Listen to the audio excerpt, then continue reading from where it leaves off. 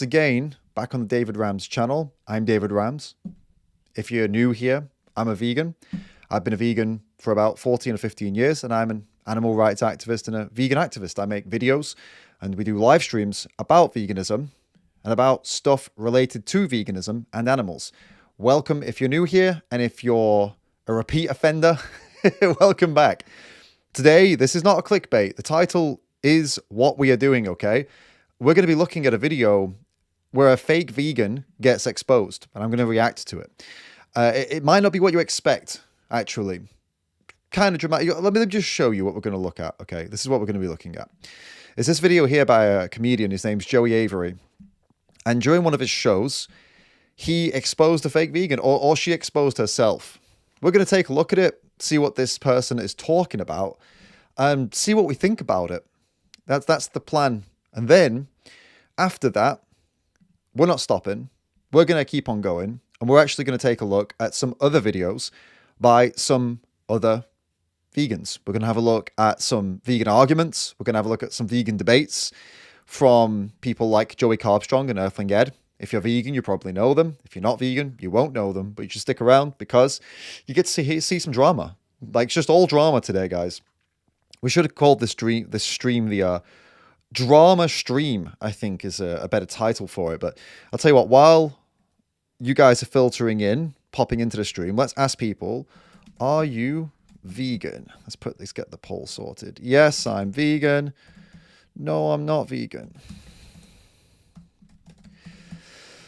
Always got to do the poll. We got to find out who the hell do we have in here with us. And so far I can see we've got Alex here, we've got Leon, what's up guys, Lizzie, Protoss, Hydralisk, that was difficult to say. Got Vincent, welcome guys, Hexproof Anarchist and Denixos, welcome everybody, welcome to this here stream today. So, as I said, that's what we're going to be reacting to. Then later on, we're going to take a little look at some of Joey Carbstrong, Earthling Ed's videos. I'm open to you guys suggesting videos as well, as long as they are relevant. So if it's to do with veganism, animal rights, if it's something relevant like a debate or something interesting, there needs to be things that people can get on board with outside of the vegan world. I'd like to keep our videos entertaining and interesting for people who are not vegan. And so just keep that in mind if you're going to suggest videos and suggest things. And of course, the best way to suggest things, the best way to speak with me actually and have me make sure that I see your comment and make sure that we consider what you've got to say and what you want to do is to use the link in the pinned comment to go through to the Streamlabs or to use a super chat. Aside from that, put my name in the live chat and I'll try and keep up with it. But I'll be looking at the video today, guys. So you just got to keep that in mind. I'm not always checking the chat, but I'll do my best. Before we kick things off, guys, I want to know, how are you all doing? Let me know. If you're doing good, give me a broccoli in the chat right now. If you're not doing so good, is there a potato emoji? Give me a potato emoji if you're feeling a bit like, potato-y, right? Because I love potatoes, but, you know, I guess if you're feeling like a potato, it's not a good thing. But if you're feeling like a broccoli, that's probably a pretty good thing. So broccolis if you're feeling good, and potatoes if you're not feeling so good. All right? Good stuff. We got broccoli already. That's good. At least Vincent and Grey Sky Vegan are feeling good. Michael's feeling very good. He's put a peach in there. I guess that means something else, Michael. Thanks for being so open about that, bro. I mean, I'm not sure we want to know how you're feeling if that's how you're feeling. Don't type that in the chat. We'll get banned. Or you'll get banned. Hexproof Anarchist feeling good. Amelia's feeling good. Alex feeling good. Pickled Twitch is feeling peanut. Not sure what that one means, but it's probably good. It's not potato. Oh, it's potato. Is it a potato, Pickled Twitch? Well, I hope you feel better. I hope you feel better, Dillian. It's all right, man. We all have these days, bro. We all have these days, but you're doing all right, man. You'll be fine. You'll be fine. You'll bounce back, Dillian. You're a good guy. Dave's feeling good. You're all feeling good. All right, well, let's jump in and let's do a little reaction then, shall we, to this here video. This is the one I'm talking about right here. As I said, it is by a comedian called Joey Avery, and in this video, he exposes a fake vegan. Well, a fake vegan exposes herself, to be technical. It's a relatively short video, so we'll take our pauses and we'll have a little debates, I think, between ourselves in here as well. What do you guys think, and what are the non-vegans think as well? I really want to know what the people who aren't vegan think of this as well, all right? Because I know what the vegans, no offense vegans, I love you guys. I love the vegans here. You guys are legends. You are my family. But I already know what you guys think. I feel like I already know what you guys are going to say about this. What I'm really interested in right now, we've got over 30% of the people in here are not vegan. Guys, if you're not vegan, stick around. I really want to know what you guys think. Okay, I'm very interested because I have no idea what you're going to think about it. So, do you agree with me here, vegans? Are you also curious about what the meat eaters and the non-vegans here are going to think about this? Because isn't it interesting to get their perspectives at the end of the day? Because we're all best mates, aren't we? Really, we kind of get what each other. We're kind of vibing each other. We spend a lot of time together, but we don't spend a lot of time with the other side, do we? You know. So let's. If you're not vegan, stick around, please. Give us your take on this as we go through it. Let's get your opinions. Let's get your vibes. Like, what do you think? Ask some questions. Put some points out. Let's kick things off. What do you do for work? I work at a vegan restaurant. Are you vegan? No. No? My God. So you just get home and you're just like, oh, fucking me. If I look at one more fucking cauliflower, I'm gonna throw up. I was vegan for like 7 years, and my friends still think I'm vegan. Your friends still think you're vegan. What do you think about that? So she works in a vegan restaurant. She is not a vegan, and she's been eating meat, but she's not told anybody that she's not a vegan yet, and she works in a vegan restaurant, and all of her friends still think she's vegan. What is your take on that, guys? Especially the people who aren't vegan in the audience right now. You guys, what do you think about that? Do you think that's a good thing? Do you think it's a good way to be? Do you think that's kind of dishonesty is a good thing? It's pretty bad, right? I personally, I don't think that's good at all. I think that's really, really bad behavior. And it makes good comedy, don't get me wrong. Of course, it's funny. And for all these people, it's what a situation to fall on for the comedian, for this Joey Avery, who is a very good comedian, by the way. But I mean, my God, like, why would you admit this in front of all these people? I think you'll see what happens next. He actually hides her face, I think, so she can't get outed. Oh, a conspiracy with some meat on it. I promise, I won't out you, I promise. Wait, so, okay. Do you feel like if you tell them who you really are, they won't accept you? Really? They'd be really they're like... They'd be really disappointed. He says, yeah, well, of course they would be really disappointed. These are people, if you've surrounded yourself with people and you're all in the same boat. I mean, this person's gone vegan and she works in a vegan restaurant and she's hanging out with vegans, right? And most likely the people that she's mates with are vegans because they care about animals. And she's now, after 7 years, saying that, oh, you know, they won't like it. They'll be disappointed in me. She knows they'll be disappointed because, of course, they're going to be disappointed because she's now hurting the animals that these people thought they were all together on. They thought, oh, yeah, we're the same. We're cool. We try and make our lives better. We try and make the lives of animals better. And we try and do that by changing our lives. And we're all in the same boat. Now, all of a sudden, one of your team, one of your group is saying, actually, no, I actually don't want to make animals' lives better anymore. I just want to eat meat. Of course, people are going to be disappointed. Do you not think that's obvious? Guys in the chat, is that not obvious that this is going to happen? This is like, I mean, put it in a human context, put it in any other animal context, and even if you're not a vegan, you should be able to get on board with that. Imagine if, here's one. Imagine you got a group of friends and they're all saying, hey, do you know what? We rescue dogs. We rescue dogs because we love dogs, and we rescue dogs from the horrible situations dogs are in. And we would never, ever, ever pay somebody to breed a dog, would we? We'd never do that, right? Because dog breeding dogs isn't good because there's all these dogs that need help, and we would never breed dogs or pay to buy a dog from a shop or something.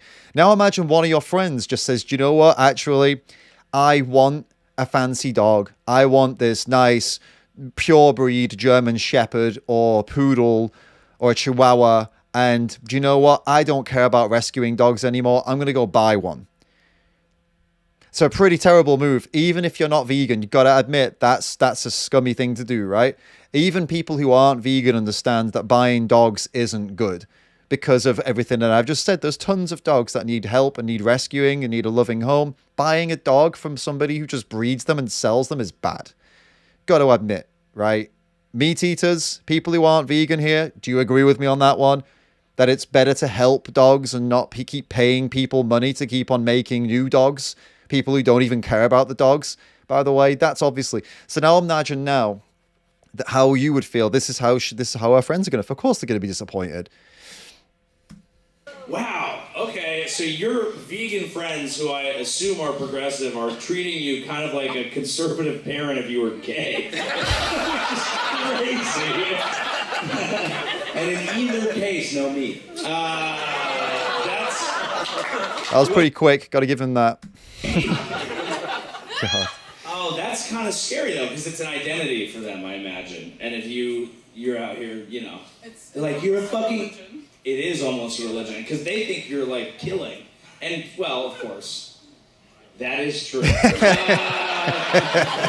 I like that he admitted that. You see how that went down the line there? That was actually a really good moment, because she says, oh, it's almost like a religion. He said, yeah, because they think you're killing.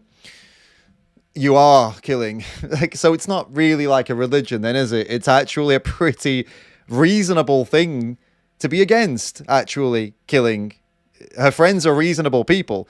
If they were being religiously dogmatic, as if that's what they're trying to describe here, but no, the reason they would be upset and disappointed is because this person's gone back to killing, and that's not good. And that's, you know, he did it as a joke, but ultimately it's correct, right? So they kind of undid their own thing there, saying, oh, it's kind of like an identity, it's a religion. It's not though, is it? It's not a religion at all. But if you, I don't know who's here in the chat right now. I'm not really watching the chat, to be honest. I'm focusing on the video. But if you are not a vegan here and you do think veganism is some kind of religion, please get in the chat and tell me why you think that. Because it's even said here that the person who used to be a vegan is now saying, oh, it's like a religion. I mean, how do you explain that? This person's working in a vegan restaurant, got vegan friends. What part of it is a religion? I don't believe she believes that. She's just trying to justify it to herself, because now she's not a vegan anymore, and now she has to go back and crap all over her previous friendship and her previous choices to make herself feel better about the choices she's making now. It's something that we do, guys. You've probably done it yourselves, you know, when you change your life, you change your behaviors, right? You do new things, and then instead you try and make excuses for the new things you're doing instead of making something new, if that makes sense. So for example, you go and start doing some new behavior. Instead of planning for the behavior, you do the behavior first, and then you make excuses for what you're doing. You don't plan and then do the thing. That's how most people are. So this person's gone from being a vegan, and now she's not a vegan anymore. And now she's made that decision, and now she has to start telling herself stories to justify her behavior. So she'll start saying veganism's a religion, things like that, because this is how she justifies it. I hope that makes sense. So we have OT Fizzy says, it's just you all are very cult-like with your belief. For instance, you're live right now preaching about veganism. We carnivores don't do this. OT Fizzy, first off, there are literally hundreds of carnivore YouTube channels, and actually about 99% of cooking channels on YouTube are omnivorous YouTube channels. So yes, absolutely, people go online and preach. There's doctors that make entire careers out of telling people to eat meat, dairy, and eggs. There are far, far, far more people out there telling people to eat animals than there are people saying don't eat animals. So if veganism and the vegan world is cult-like, the omnivore world is literally the definition of cult-like by your logic, man. You know what I'm saying? Also, consider this: Thanksgiving, Christmas, pick any religious festival anywhere in the world, and especially the more culty ones, and they almost all involve some kind of animal product. Every single religion involves animal products. And that's cult-like, is it not? Getting around the table, doing some kind of song or prayer, and then feasting on an animal sacrifice, that's cult-like. Me making a YouTube live stream talking about animals and being a vegan, I don't see how that's cult-like, to be honest, mate. But hey, if you want to try and explain why, again, I'm still open to it. If after hearing that you've got something else to say, pop it in the chat and I'll do my best to answer you. But yeah, I don't think so. Moonstar says, lol, not every religion. Which religion then doesn't involve animal products? Let me know, Moonstar, because I can't think of one. They all involve animal products in one way or another. Maybe not always consuming them, but they were them. So there are some religions that have vegetarianism and veganism as a core of what they do. Sorry, not vegetarianism, veganism. Vegetarianism and plant-based eating as a core of what they do. But then they're wearing leather or they're wearing fur for their religion. You said most Satanists are vegan, right? But that's not part of Satanism, is it? Like Satanism is not saying be vegan. And actually, don't a lot of Satanists do things with animal products? I'm pretty sure they do. I'm pretty sure a lot of Satanists do some kind of behavior that involves animal products in some way or another. So yeah, pretty much I can't. Yeah, guys, let me know. Jainism? No, Jainism is also not animal product free. Jains are obsessed with dairy. They're big on cheese, big on milk. Hare Krishnas, big on cheese, big on milk. Hare Krishnas worship cows and they use that as an excuse to milk them, take their milk and eat cheese and eat all paneer and all these things. So no, these are all religions that all use animal products. I'll go on the record, as far as I know, every major religion, every religion I've ever seen has involved animal products in one way or another for their ceremonies or just for the special meals they have. Yeah. So there you go. Daniel saying vegans are small-minded losers. That's not anything to do with what we were talking about, mate. Maybe you just popped in, maybe you're new here. We're actually asking if anyone knows of any good reason to say that veganism is like some kind of cult or religion. So far we've had some discussion about it, but because it was said in this video, just to update anyone who's new, in this video they said it, oh, it's kind of like a religion, right? But there's not really evidence of that at all, and there's more evidence that non-veganism, eating meat, drinking milk, eating cheese, this is all part of religion. This is all part of cults, not veganism. So yeah, it's the other way around. Let's continue with this video for a little bit. And this, by the way, for those who are new here just now, this video is a vegan admitting to eating meat. So a fake vegan, and she's been lying about it. This is what we've got to so far. She's been lying about eating, lying about being a vegan to her vegan friends. And she works in a vegan restaurant. Can you believe it? Wow. Are you thinking about coming out, or do you think you need like a stronger community? Or does every once in a while just throw on some like assless chaps and go to Terry Black's barbecue in Austin, slather yourself in fucking brisket, and just like, I'm such a fucking dirty pig whore. Oh, God. Let me live! Is it something like that? Oh, okay. Are you thinking of ever coming out, or are you thinking like, I'll just eat lentils socially for a while? More of that. How? Yeah. Well, I ran my own vegan restaurant for like 5 years. Oh, you were like deep in the vegan community. Oh, you're wearing the shirt. Oh my God. This is like Tom Cruise being like, I'm not sure Scientology is lit. So this could cause the fabric of the Tampa Bay vegan community to crumble. Oh my God, this is juicy.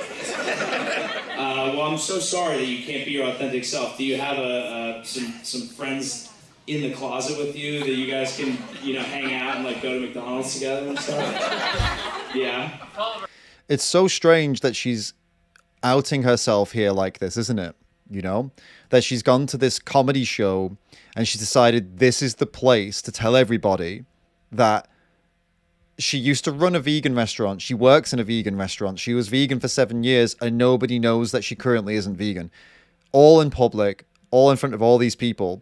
I mean, I guess it's a guilty conscience, maybe. Her guilty conscience is telling her, I guess I should out myself. But then they didn't actually include her face in the video, so she's still not outed. Tampa Bay area, if anyone knows any vegan restaurants in the Tampa Bay area that sound like the person sounds like her, then there you go, you found somebody, right? But yeah, what are you guys saying so far? Someone says she's amazing. Why do you find her amazing, Niz? Why do you find somebody who lies and deceives all of her friends amazing? Exactly. I'd love to hear about that one, because I am curious what you guys think genuinely that, but I'd love to hear that explained in a kind of reasonable way, if you can go for it, mate. A lot of you are not vegan, by the way. Welcome. People who aren't vegan, you guys are so welcome here. Welcome to come and have a chat and hang out. So what we're doing right now is we're watching this video And this is this vegan admitting to eating meat, which is pretty crazy, in front of a room of people at a comedy show. And she's been lying to all her friends. She's been lying to her job as well. She works in a vegan restaurant, which is, I found that pretty crazy. And what do you guys think about that? Do you think that's also pretty crazy? And especially the people who aren't vegan, what do you think? Is this crazy? I'm being asked by Datos, am I vegan? I am indeed a vegan. I am indeed, mate. Been vegan for around 14, 15 years. Ben saying, dudes with red hair are always weak and pussyfied. Why? Yeah, well, you got a couple of things wrong there. Currently, I don't have red hair. That's one. I have a red beard because I have... well, they say it's the blood of the blood spilled by my ancestors. Apparently, is the explanation for why some people who have brown hair have red beards. But anyway, you're wrong there. Yeah, guys. So if you could jump in the chat, hey, as I said, you are totally welcome to be here. However, you've got to. I would really appreciate it. People in the chat who are putting lots of comments and stuff. If you're gonna put comments, you're gonna try and get involved. Maybe try and make it something that's useful, because let me tell you something.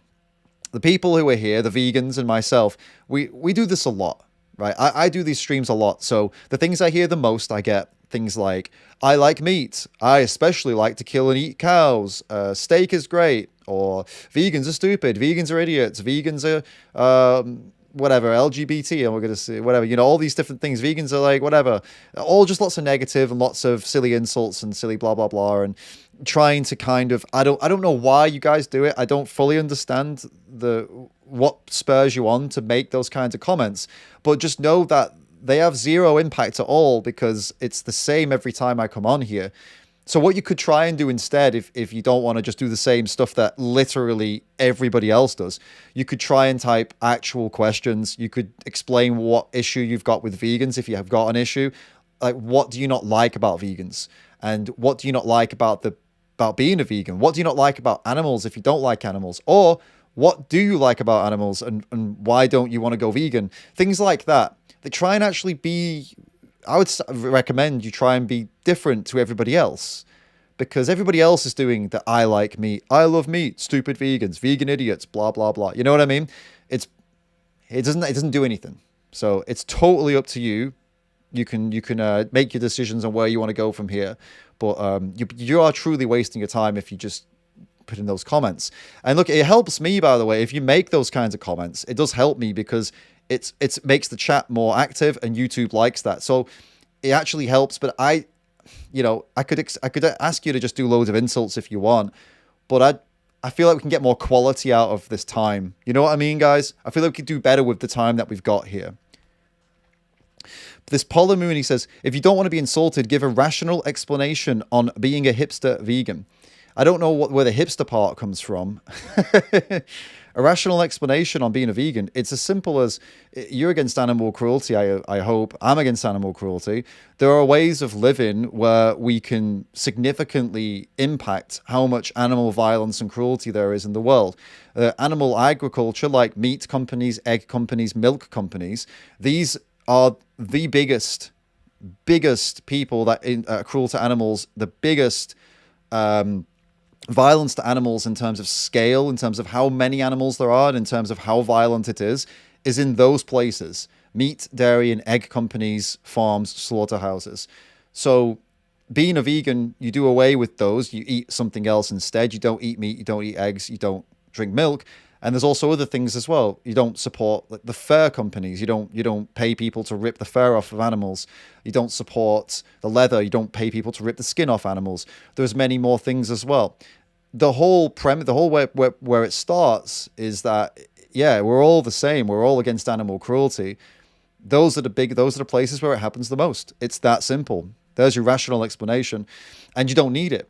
You don't need to be eating any of these things. You don't need to be using any of these things. So you just use alternatives. You get food that has nutrition, that's from plants. You use products that don't come from animals. It's really that simple. Now, obviously, there's a lot more you'd need to learn, and you go away and you do your research, and you could sign up to a website called challenge22.com, which gives you a totally free recipes and support and advice, and it's really good. But the basic premise of it is as simple as that. It's as simple as animals, just like a dog you have in your home, they're all They all deserve a better life than what we give them. They don't deserve to be hurt. They don't deserve to have violence from us just so somebody can have a McDonald's burger. They've not done anything wrong, and just like the dog in your home, they would prefer that not to happen to them. They're individuals. They have personalities like the dog in your home. They have personalities like the cat in your home, or like any animal you've ever met. That's why. Oh no. I'll respond to this guy, then we're going to jump back in. The same person said, survival of the fittest. We're stronger, we thrive, they die. As simple as that. Well, Polly Mooney, listen, buddy, all I can hope is, mate, that no one ever thinks that about you. I hope nobody ever looks at you and says, well, I'm stronger and you're smaller and weaker than me, and I'm stronger and I have a gun, so I can just kill you. I hope nobody ever does that to you, even though you do that to animals. And I genuinely mean that, because this thing that you've just said there, this called, the real term for it, that if you want to Google this, it's called might makes right, which is basically, this is an idea that if I'm stronger, then I'm right, and I can do whatever I want. And this has been used by a lot of people throughout history, conquerors, very violent people, to go out and do horrible things to other humans. It's been used by all sorts of supremacists, to do horrible things to humans that they think are worse than them. It was used by a lot of white people to do horrible things to black people all throughout history, and also by other groups to do other things to other groups, different tribes, things like that. This idea that I am better than you, I am stronger than you, so I can hurt you. I don't recommend anybody does that. I don't recommend any of you use that logic. It's horrible logic. It's a logic that creates a violent world. And if you use that thinking towards animals, well, I don't see why you would do that to an animal that is completely innocent, completely hopeless, completely defenseless. Why would you use the things about them that make them, they need protection? And because of those things, and instead of protecting them, you do horrible things to them because they can't stop you. It's a form of bullying, guys. You know, if you go and punch somebody because you know they can't stop you from punching them, instead of being the person who defends them, why would you choose that? Why would you choose to be the bully rather than the one who defends them from the bully? I don't know. A lot of people do choose that, and there are a lot of bad people. Well, a lot of people do bad things, bullies and all sorts. You know, even not just in school, in adult life too. Lots of people go out and enjoy hurting other people because they're stronger. Well, that's what you're doing to animals if you're not vegan. You're going out paying people to be violent to animals just because you can, because you're stronger and smarter. Not good, guys. Not good. Let's jump back into this video and find out more about this woman who's was a vegan for 7 years, owned a vegan restaurant, now works in a vegan restaurant, and then told this comedian in front of a live audience that she's no longer a vegan, and she's lying to all her friends about it. Crazy. I have one other friend that used to work with me. She's got like 4 vegan tattoos. She's not vegan anymore. Oh my God! Why'd she stop? Yeah, why? That was actually helpful. It's so rare that happened. That was actually helpful. Thank you. Why did you stop being vegan? It's just hard. It is hard. Yeah, you were just like, I'm sick of being a drag. It is a little bit. We gotta make a special plate for Catherine. Jesus fucking Christ. Stop inviting her. Yeah, so she said it's just hard.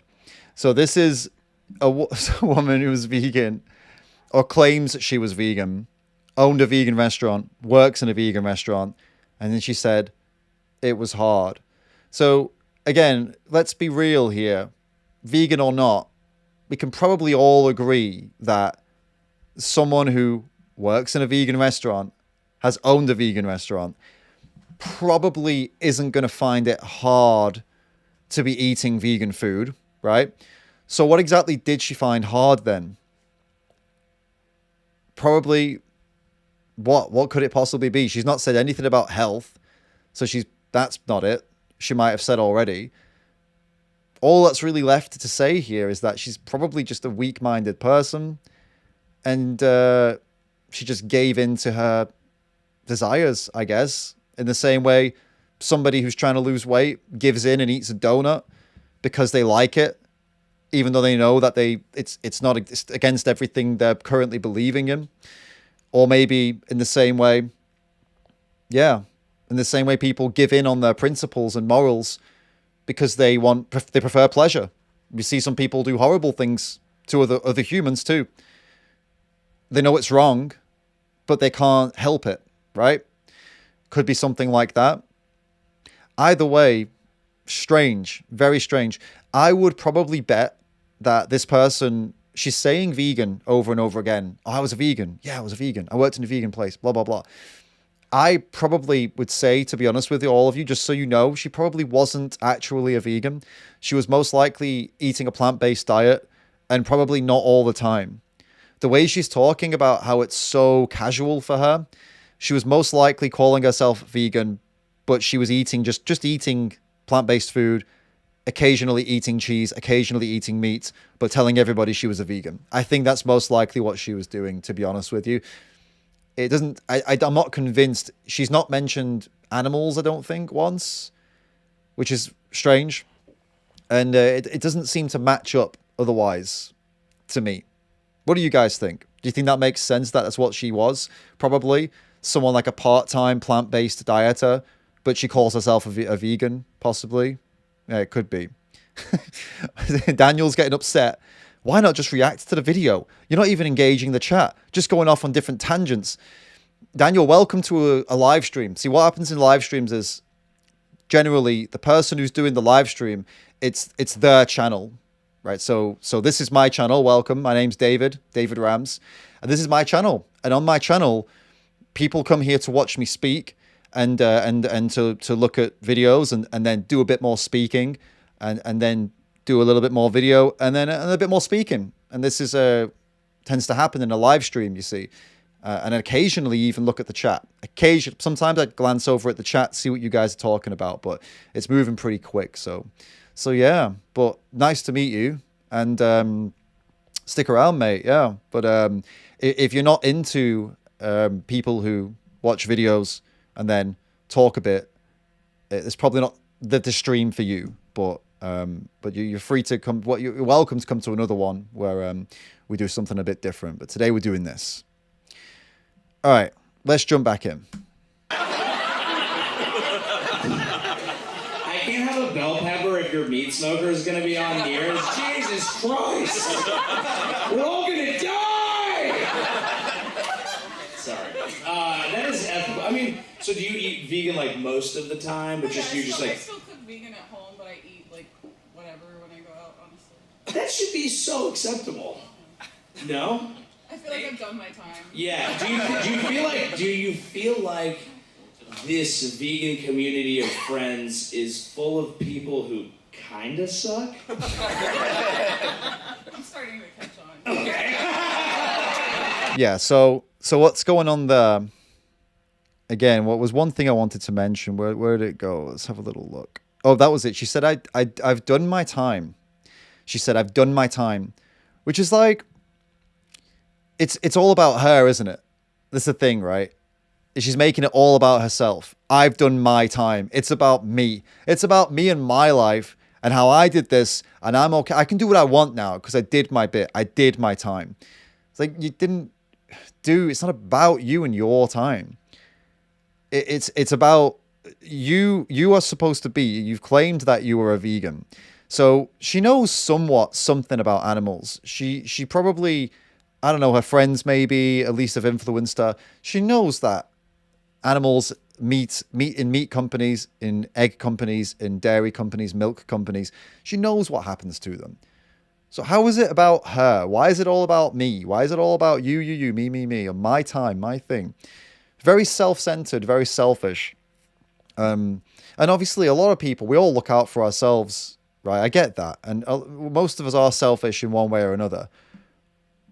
But the idea, like, I don't know, putting herself out there, like I'm some kind of martyr, like I did my thing, I did my time, I did my thing for animals. It's like, right, but you don't get to do something good for someone and then do really horrible things to them because you did something good. It's like doing your friend a favor and then beating them up, and they go, "Why are you beating me up?" And you say, "Well, I did you a favor first, so it's fine." Very strange that I did my time bit. Doesn't make any sense. Because it really is a beautiful thing. It's one of those things. I'm glad vegans exist because someone's got to make up for what I'm doing. I'm like, y'all need to do that over there. Let's definitely not eat too many animals because I feel bad, But I'm also what am I gonna? I'm a fun guy, dude. I can't do that. There's so many nights I don't want to drink, but someone's like, "You want to drink?" I'm like, "No, I'm not a loser." So he's making a joke, right? It is a funny joke.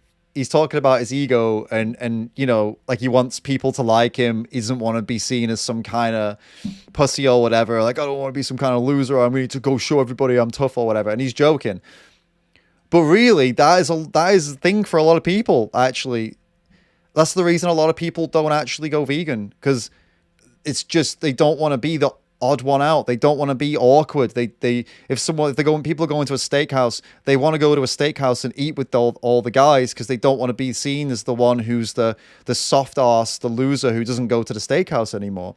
We have this real thing where we want to be accepted by everybody else. We want everybody to like us. We want to be accepted. We want our friends to like us a lot. And we don't want to be the one that's causing any problem or the one that means we have to go eat somewhere special. Nobody wants to be that. And it holds people back. Joey, in this case, Joey Avery, he just said he cares about animals. He doesn't like that idea that we eat so many animals, but he also doesn't want to deal with that awkwardness. This guy actually he sounds like he could easily be a vegan, actually, because he cares. And that's one step.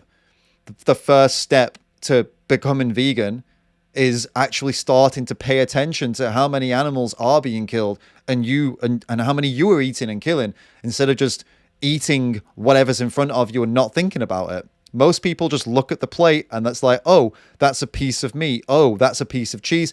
That's it. They don't think that that's a dead animal and that there came from abusing a cow and this egg came from abusing chicken. They don't think about that. Joey's already thinking about that.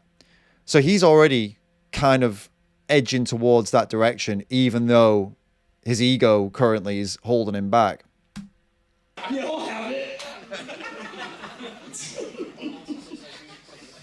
Thank you for being brave and sharing your story. Why is she being applauded? What is brave about her telling everybody that she's a liar?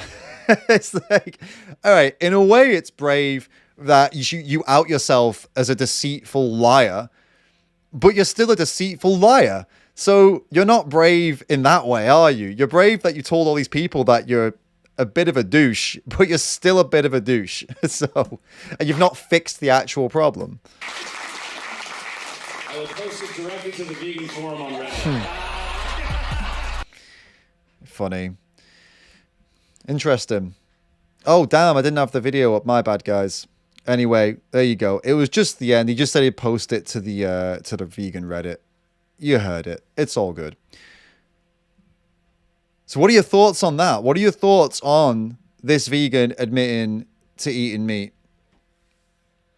I know the vegans definitely think this is terrible.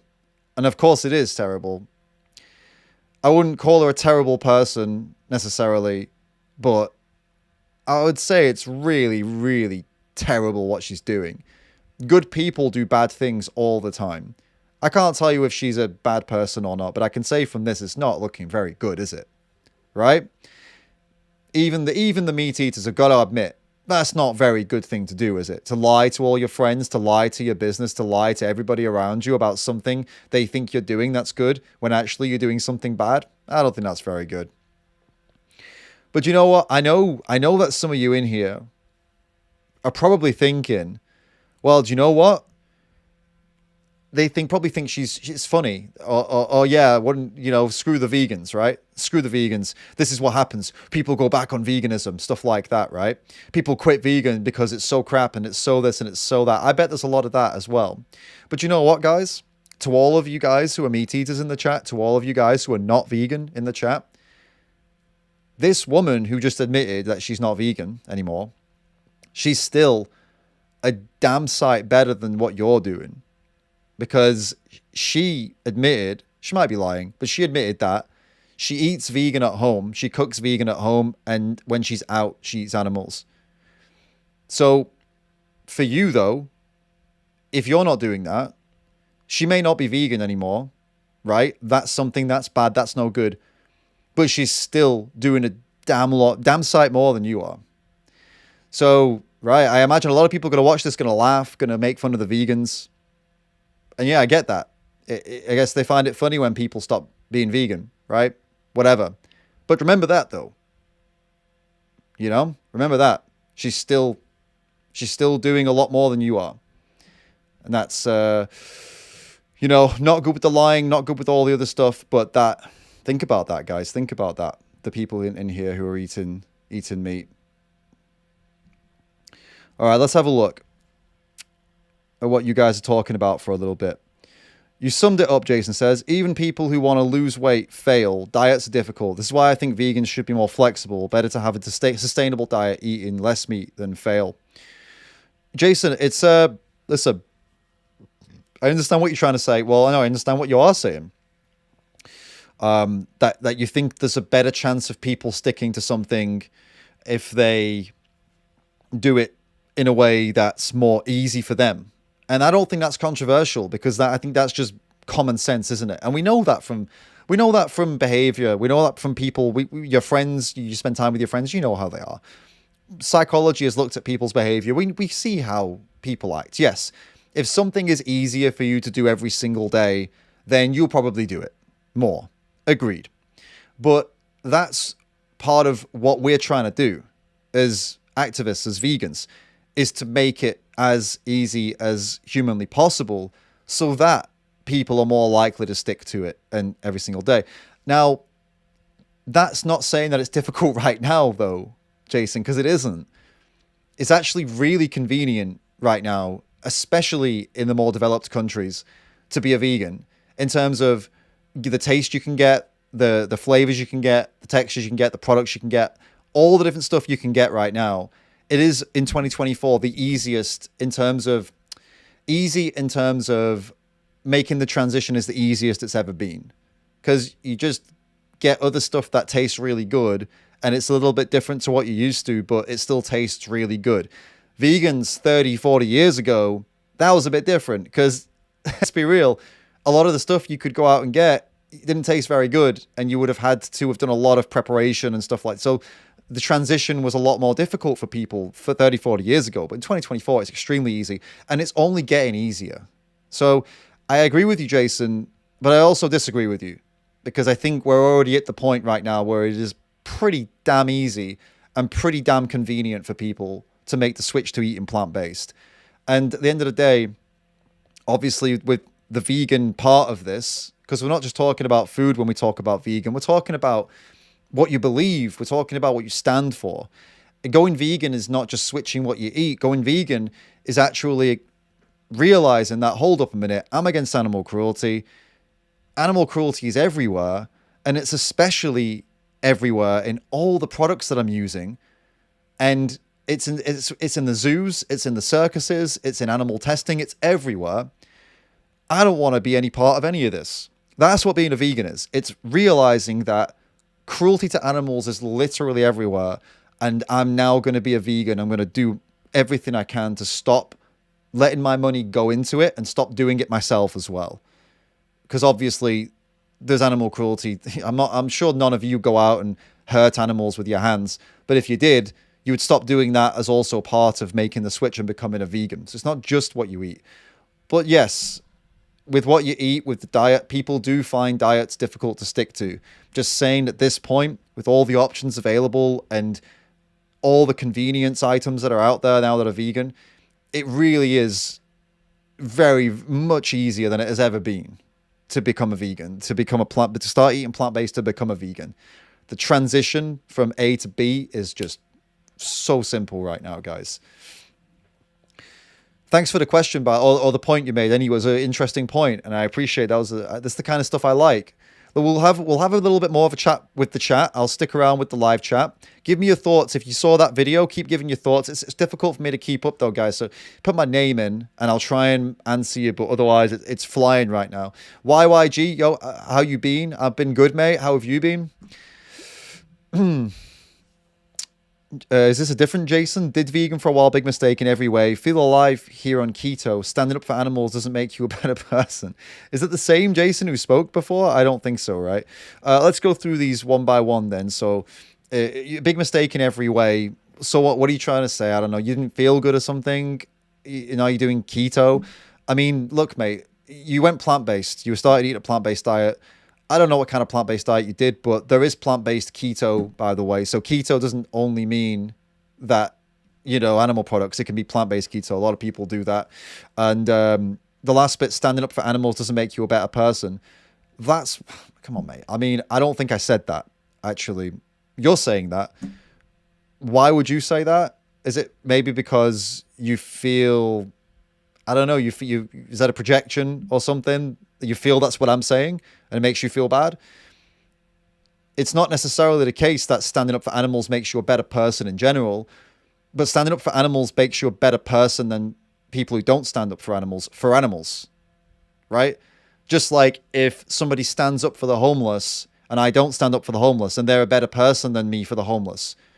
So for animals, yes, it does make you a better person for animals, but in other ways, no. It doesn't work like that. You don't just become better than everybody because you stand up for animals. Specifically on the topic of animals, though, you do. Annoyed Forest, I am going to the vegan campout. I'll see you there if you're going. YYG already answered you, mate. I said I'm doing good. All right. Let's go and take a look at some videos then. So that was the video we just watched. We're going to go take a look and see what's been going on with... let's go look at Earthling Ed. See if there's some drama for you guys to watch, some debates or something. So let's glance through and see if we see anything interesting. Pushing veganism would be offensive. That's one. Maybe. Animals are beneath me. Do you want to watch that? Let's watch that one. This one, the guy says, animals are beneath me. I haven't seen that one. All right, this is a video by Earthling Ed where he debates a guy. And apparently calls him unemotional, selfish, and narcissistic. Damn. This sounds like it's going to be spicy, some drama in this one. What do you guys think? Give me some broccolis in the chat if you think we're going to get some drama. Let's have a look. Really, I have kind of decided that I am not interested in extending sympathy or empathy towards the animals which are harmed in the creation of my pleasure, because I don't gain anything by feeling miserable as a result of that. Hey everyone, for those of you who've watched my channel for a little while, well, you'll already know that I'm a huge fan of the interactive and engaging learning. Okay, let's just get past the ad. That guy sounded like a lovely person, didn't he? My God. This definitely sounds like it's going to be some drama. All right, I think we're up to... the debate at hand, but a huge thank you to Brilliant for sponsoring today's video. Hi Wells, it's a pleasure to meet you. My name is Ed and today I am at Brown University in Providence, Rhode Island, of course. And I have a banner that says, why aren't you vegan yet? You've very kindly waited, you've very kindly sat down. So tell me, why aren't you vegan yet? So this guy's literally sat down to have this discussion, and from the sounds of it at the beginning of there, it sounds like he's going to be quite nasty. Like, why would you sit down with a vegan and be this nasty? Okay, let's... It's a pleasure to be here with you, Ed. Oh, thank you. Thank you for coming out to Providence. Yeah, it's my pleasure. As far as why I'm not vegan, I've thought about it, and one thing I'll start by reconciling. Yeah. I'm objectively in the wrong. Okay.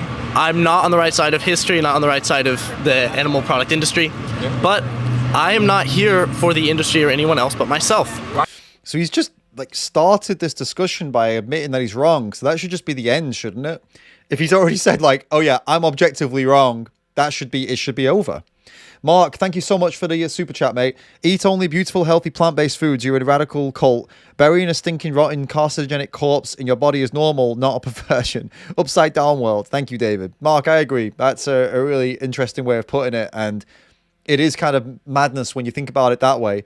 And if you want to pop up a comment like that, guys, and get Mark's comments, get your comments pop up just like Mark's, there's a link in the pinned comment. You could do it that way, or you could super chat.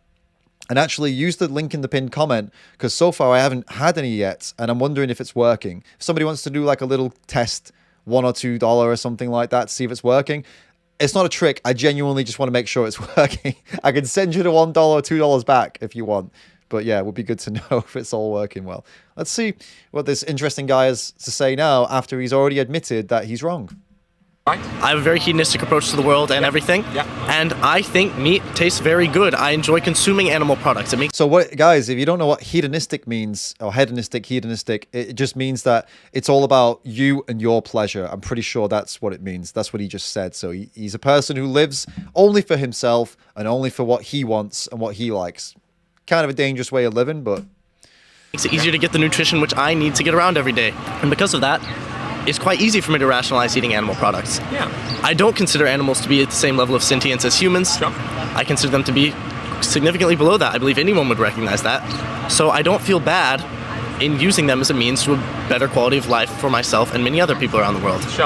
I mean, I would push back a little bit on the nutrients aspect of it. You can easily get nutrients in a plant-based diet. It's just about knowing where to get them, and once you know where, it's easy. But I'm interested. There seems to be a little contradiction.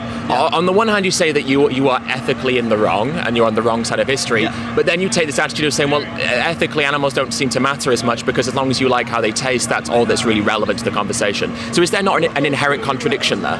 I will say, just because they matter less does not mean they matter at all. I would say my enjoyment outranks a lot of their needs and desires. And also, the main reason why I say I'm ethically in the wrong, the meat, animal products, all of them, horrible for the environment. I believe that is a much bigger issue than the actual suffering or misfortune of the animals. Because I think the well-being of the world takes a precedent over their individual experience. But does it take precedent over your taste buds? What's more important, the world or your taste buds? Obviously the world, but I'm not. Obviously. Yes, but I'm not going to be here for the entire world. So I don't actually have to consider the scope of the entire universe, the entire world, and its longevity. I only have to consider the 80 to 100 years I have left. And within that, my personal hedonism is massively inflated because that is there for the entirety of my time alive, whereas the world is only here for a small glimmer of that. I mean, 80 to 100 years might be optimistic if you continue to consume animal products. But that point aside, are you saying then that you know, obviously, poor people in the world who are suffering as a result of climate change and animals who are suffering as a result of meat, dairy, and egg consumption, they don't matter to you?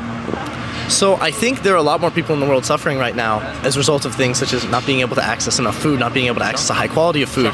So I feel like things like them not being able to eat animal products, them being able to consume things which might not be ethically sourced, I think that would improve their quality of life more than, say, if the world was 3 degrees cooler. So what he's just done there, and I don't think the vegan here, Ed, who's on the right, is going to pick up on this. Ed asked him a direct question: do these people not matter to you? And this guy responded and just moved on to another point completely. He never gave an answer. This is the kind of behavior of somebody who knows they've been caught. And so he doesn't want to give a yes or no answer because he knows that he has to say no. He has to say no. I don't care about animals. No, I don't care about people who are suffering. He has to say no. I don't care. But he won't say that because he knows how it makes him look. So this 4 minutes in, this guy's, or not 4 minutes in, it's probably about 30 seconds to a minute into this discussion. Not a good guy so far. What about you? You know, you accepted that eating animal products is bad for the environment. We recognize that the environmental damage is bad because it destroys people's homes, it destroys people's ability to grow food, basically it increases suffering. So we increase human suffering as a result of climate change, and you recognize that meat, dairy, and egg consumption is a driver of climate change and it is a serious environmental concern. On top of that, we recognize that the consumption of animal products increases suffering for animals. You may view their suffering as less, but there's still suffering that exists. They still matter in some way, of course. So by consuming animal products, you yourself have already admitted that increases animal suffering and is a leading driver of something which is increasing human suffering. But you say that your hedonistic enjoyment of these products is more important than that. So the question is, do you agree with that statement? Are your hedonistic sensory pleasure pursuits more important than human and animal suffering? I feel like we can't approach that as a holistic question where You can't answer the question. This is incredibly frustrating. I'm going to give this another 20 seconds, 30 seconds. If this guy doesn't give any more answers at any point soon, we're going to move on to another video because I can't take another 20 minutes of this, to be totally honest with you guys. This, so far, is a complete waste of time. And this guy is a slippery little slime ball. Gotta be honest with you. Don't like him. Don't like how slippery he's being. Not answering questions.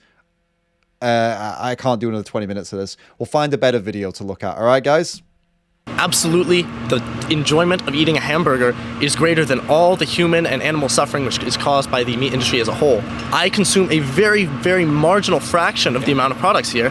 But so does everyone. But everyone consuming a marginal amount contributes to the problem that we have now. If everyone stopped So consuming let's hear what he says next. And if it's slimy again, we'll move on. that marginal amount, it would no longer be a problem. So we are, as individuals, responsible for what we as a collective are Now, causing. we have to separate the amount of suffering which is going on from just the consumption, because not all of the suffering from animals is coming as a result of people just eating the food. A lot of the things which cause them to suffer is the practices in the meat production industry. And a lot of the reason which people are suffering environmentally is not due to people simply eating animal products, but tons of corporations and production facilities are really, really more damaging than any individual. My footprint is microscopic compared to those of many corporations and production facilities. But who pays those corporations to exist? Why does Tyson exist? Yes, me, but food production is not the only source of carbon emissions and things. Oh, I can't believe. Yeah, we're getting away from this guy. He's slipping, sliming around. So what he's been doing so far, he's done a couple of things, guys. You guys need to look out for this, whether you're a vegan or not. These are important things to note, right? If you're ever arguing with somebody or having a discussion with somebody, if they refuse to answer your question and go off on a tangent away from your question, then that's a problem.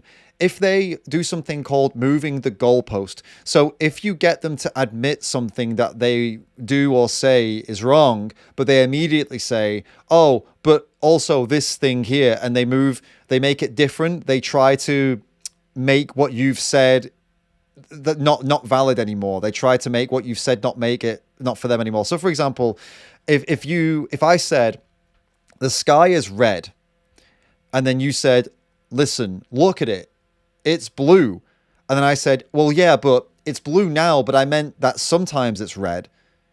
No, this is a trick. This is a trick that people do. Okay, now sometimes it could be a genuine mistake. If they say, no, sorry, that's not what I meant. Okay, fine. But that's not what this guy's doing. He's just moving the goalposts, changing the subject to make it so that he's kind of right in his head when actually the other guy's right. I'm not doing 20 more minutes of that. It's incredibly frustrating to talk to anybody like that.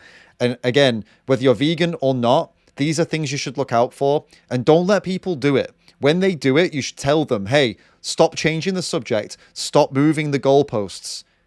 You've answered the question. You're wrong on this point. Now we can move to a different point. Don't allow people to do that, especially if it's an important conversation, if it's an important discussion, if it's a real argument or a disagreement.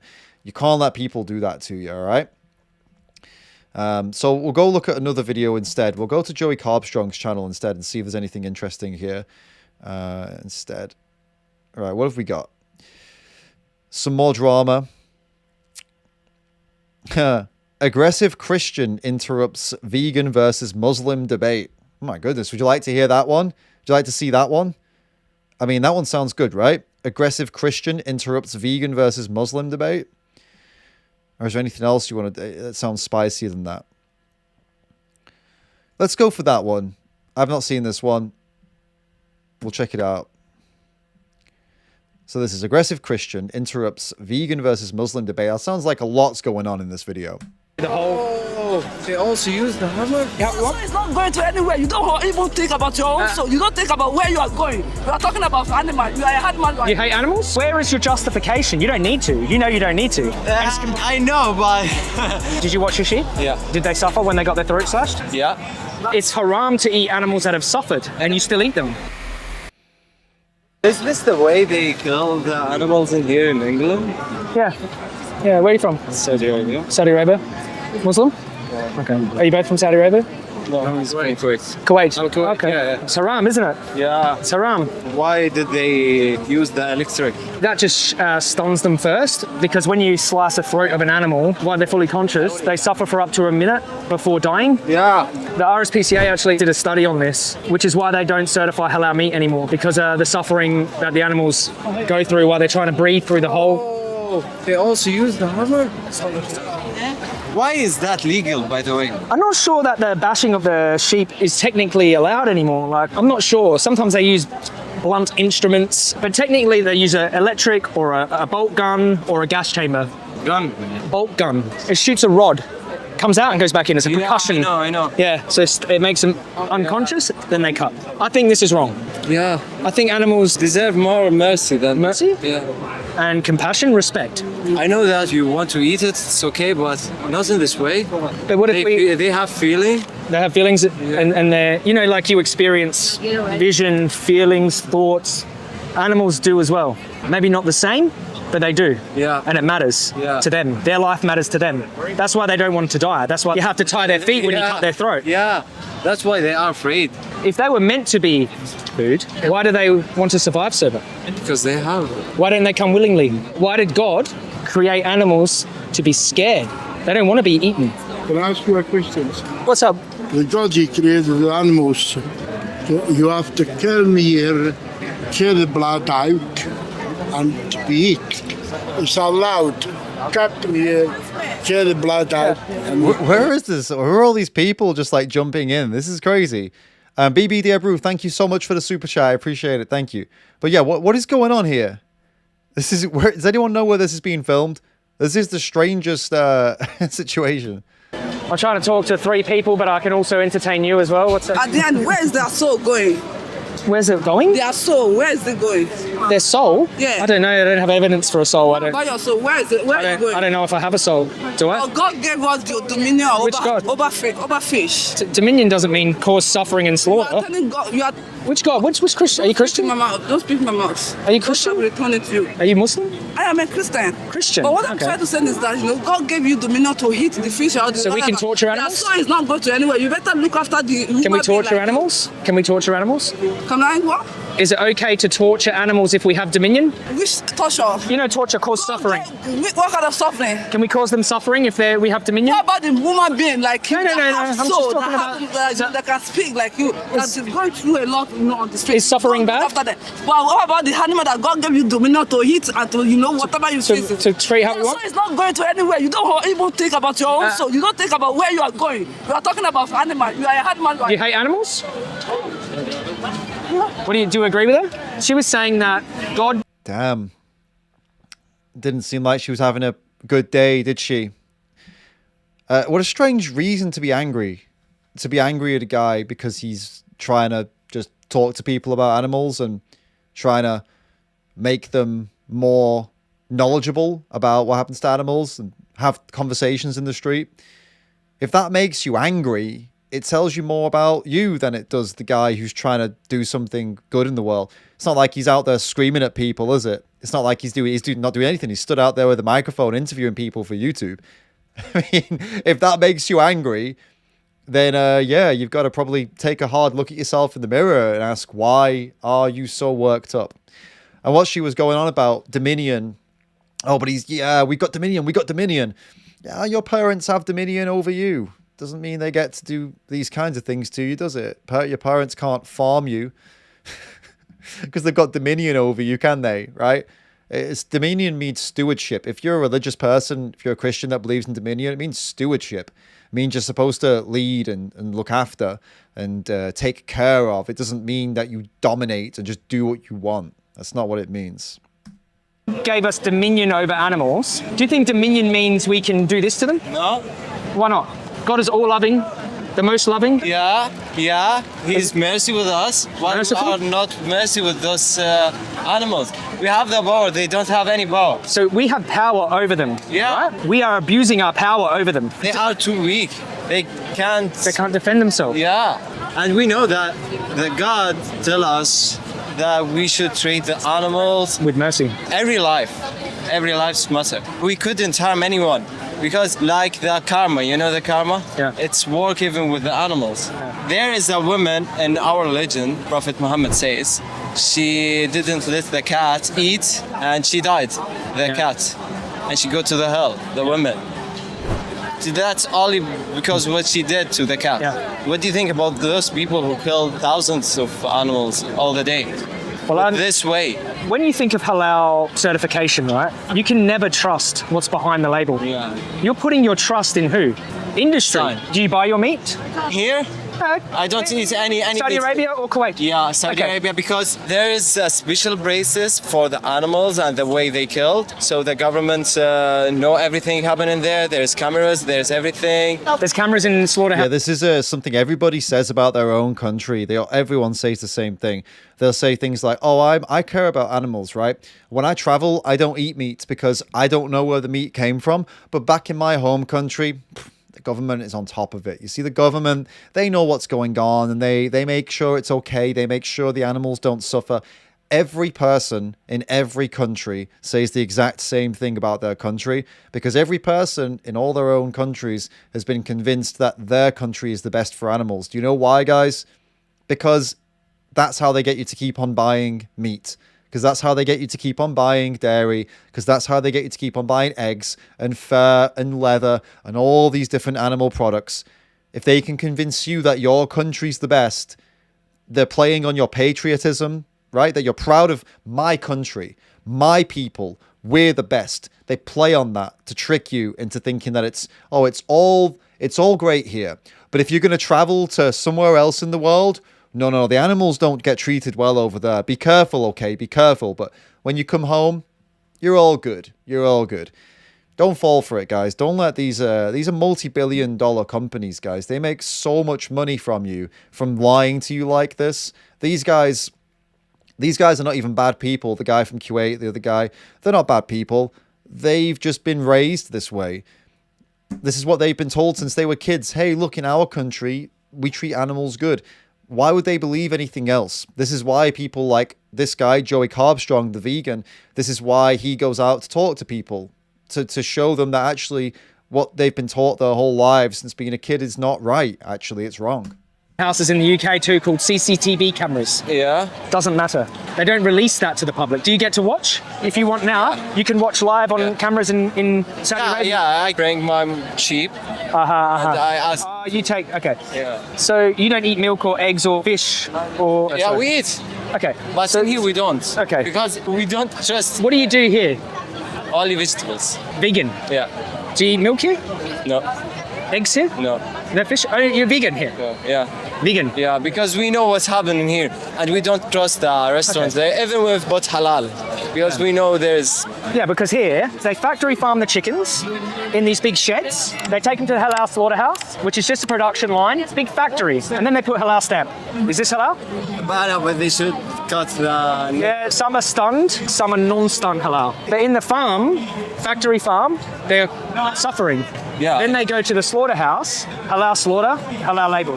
This is haram. I think it's halal. They're causing animal suffering. You're not supposed to cause animal suffering. Now, one step further, right? There's no halal guidelines for fish, eggs, or milk. Yeah. These guidelines were written before there was this population, before there was factories, before everyone wanted milk and eggs. Yeah, it's a business now. It wasn't like a business. It was for a life. It was when you needed to. Yeah. Yeah, well, they've got a good point there. It used to be something that people needed, then it became a business and for pleasure, which is what it's at right now, which is that the only reason people are eating meat and cheese and eggs is for pleasure. It's not for necessity at all. I see a couple of comments, guys. Let's have a little look at a couple of comments because I'm finding some of them quite interesting. We have one from Kim saying vegans contradict themselves. Oh, poor animals, yet kill everything to protect their animals. No, protect their vegetables, sorry. No, vegans aren't killing any animals to protect vegetables. That's meat eaters that do that, because most crop farmers, actually most farmers in the whole world, they're not vegan. So farmers are actually killing animals to protect vegetables. What are we supposed to do about that? We have to eat something, right? Now, it's obviously better to eat vegetables which may or may not have had a farmer protecting the vegetables with brutal lethal force. It's better to choose that instead of choosing the animal farmers who 100% every single time kill animals. And on top of that, they're also protecting vegetables and crops, probably again using lethal force, killing animals for the crops that they use to feed those animals who they also kill. So you've got to stop thinking about things.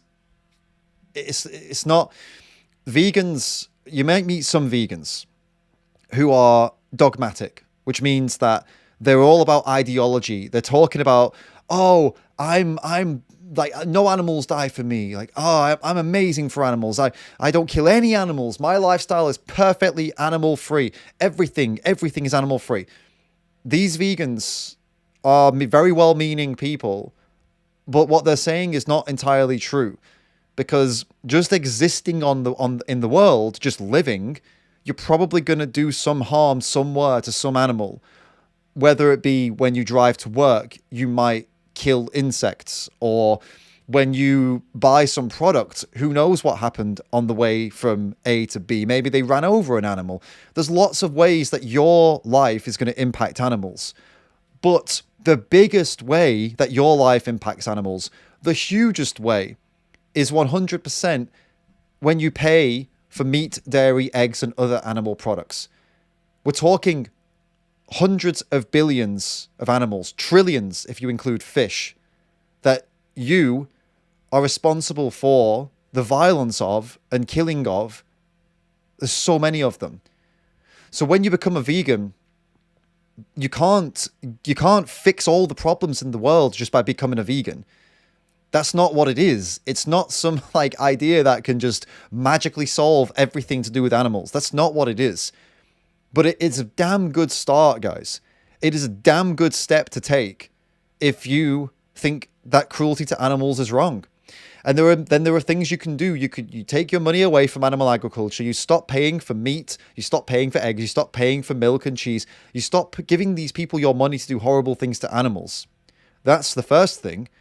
And then, yeah, you can do lots of things. You can find other ways to help animals too. It's not just that's it and you finish, you know. So just, guys, keep that in mind and try, if you see vegans that are making kind of big claims like that, my life is completely cruelty-free, things like this. Sure, I know it sounds good, and I get that it annoys you because you think that's not true, that's not true. Right, no life is cruelty-free. It's impossible to be 100% cruelty-free, but why would you not try? Why would you not at least be a vegan? It's better than not being a vegan. Why, if you have a choice to make, why would you choose to be more cruel than you need to be? Why would you choose more violence than you need to choose? I don't get that, guys, right? So you can always point the finger at vegans, and you can point the finger and say, hey, you're a hypocrite for this, you're a hypocrite for that, you're a hypocrite for that. But really, what's the point? Why would you do that? Why not just say, hey, do you know what? I think I can do it better. I'm going to be a vegan. I'm going to do it better than you. I'm actually going to show you how I think it is the right way to be for animals. Then I'm going to get rid of all these animal products, and I'm going to go a step further, and then I'm going to teach you what to do so you can do it too. Isn't that the better option rather than just pointing at vegans and saying hypocrites? Because realistically, what does that change? What does that do? You're still doing more violence to animals than the vegans are. So you can call us hypocrites all you want, but at the end of the day, it's still more than what you're doing. So join us maybe, and then we can talk about if there's hypocrisy, right? And you can come along and go, hey, I'm a vegan now, and I think you're a hypocrite for this reason. Well, yeah, fine. Okay, let's talk about it then. Is there a solution? Let's go. If you've got a solution to a lot of these problems that vegans haven't solved yet, get the hell over here and teach us. I want you to be a vegan. I want you on the side of the animals and helping. So, yeah, let's do this. I don't want to be better than you. I don't want to be like, oh, I'm high and mighty, I'm so much better. That's not why I'm a vegan. I want you to come here with me. I don't want this divide between vegans and meat eaters. I want to try and fix that and have us together on the same bloody side. I hope that's clear, guys. Again, I don't know what kind of vegans you've spoken to or who you're talking to or what you're seeing online and stuff like that, but just be aware that most of us, we don't want to be some kind of superior. We don't want to be superior to you or something like that. We don't want to be better than you or make you, just make you feel bad because we're better and we just want to make you feel guilty because we've got... No, that's not what it is at all. We're just trying to speak up for animals, and we're trying to get you to also join us in trying to be better for animals. actually. That's the goal. Hey, Dave, thank you so much for the super chat, mate. Didn't get Streamlabs to work, so sending this anyway. Keep up the great work, David and Annie. You're greatly appreciated. Cheers for that, Dave, mate. I don't know why Streamlabs isn't working. Maybe someone else could give it a go, please. That would be really good if you could just like throw over like $1, euro, pound, see if it's working, because it doesn't seem to be coming through. But Dave couldn't get it to work. But yeah, thank you, Dave. Appreciate that, mate. Let's jump back into this video and see where this goes then. These guys seem pretty open-minded. So when you Right now, they made it like it's business. So when you do this unjustly, if you take an animal's life unjustly, you will be judged. Yeah, true? Yeah. Even a sparrow. Where is our justification, even in Saudi Arabia, to slash an animal's throat to eat them? You know you can be vegan. Yeah, I know. So where is your justification? You don't need to. You know you don't need to. I know. But I think it's better than killing them with the electric or hammer. Back then, this was all they had. Sharp knife, don't let them see each other, pray to Allah. That's all they had. Yeah. They didn't have bolt guns to put them out quick. True? Yeah. Because if there was a better way, Prophet Muhammad there's a better way. Yeah. Now, this day and age, there is a better way. Yeah. Vegan. Yeah. That is the most compassionate. I know, but it's permissible. It's possible to be vegan, but it's too hard for some people who used to eat meat and chicken. Habits. Yeah. But you won't say, oh, you know, I'm Muslim now, but it's too hard for me to stop drinking alcohol. Yeah. It's haram. It's haram. Yeah. But it's not haram to eat. I'm saying fish, eggs, and milk are all haram because we know fish feel pain. But I mean, it's haram in this way. If it was a normal way, there's no guideline. You are fishing, and there's no guideline.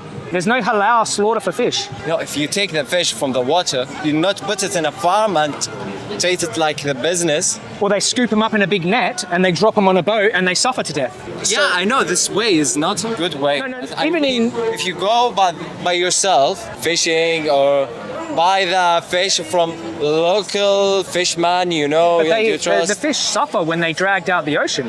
It suffer always. Why isn't fish haram? Because you need to eat it. No. Okay, why do you need to? The protein and the vitamins and its type of food. So if you needed to, then it would be justified. But you don't need to. I don't eat fish. Not for 10 years. Yeah. And I get protein. You can choose. Let me do it. I get protein. Yeah. 10 years vegan. I get minerals, vitamins, anything I need. Yeah? Yeah. No killing fish. But that doesn't mean you can't eat meat. We have fish. You should treat the animals better, but that doesn't mean you can't eat it. Yeah, this is really common thing that people say that I'm not comfortable with the cruelty. A lot of people believe this. A lot of people in here right now who are in the live chat who are not vegan, you probably agree with this guy, right?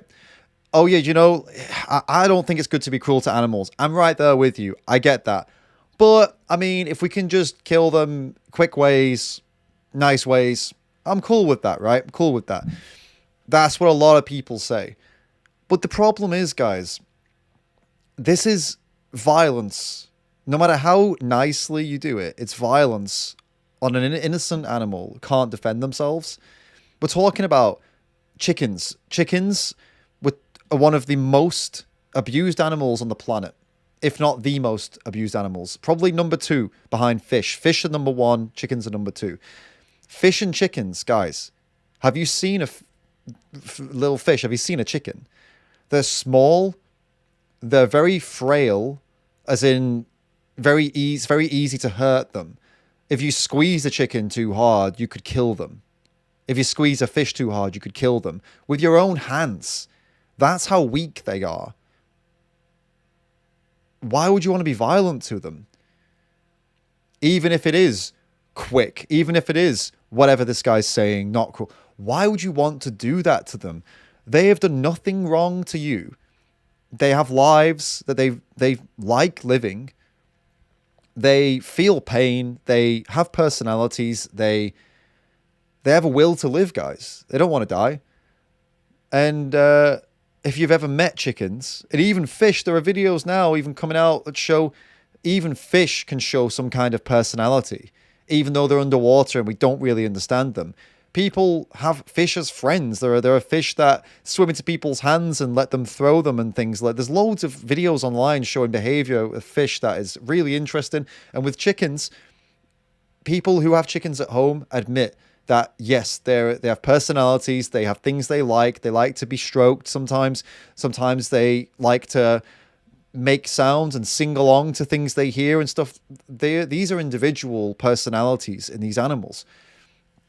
And what's important, again, is they like you. They feel pain like you or like your dog. They have things they like and don't like you or like your dog. They have a lot of things in common. And these are the most important things that we have in common with the other animals that we all want to live. We're all feeling fear when we're scared or happiness, and we all have pain. Why would you want to be violent to these animals?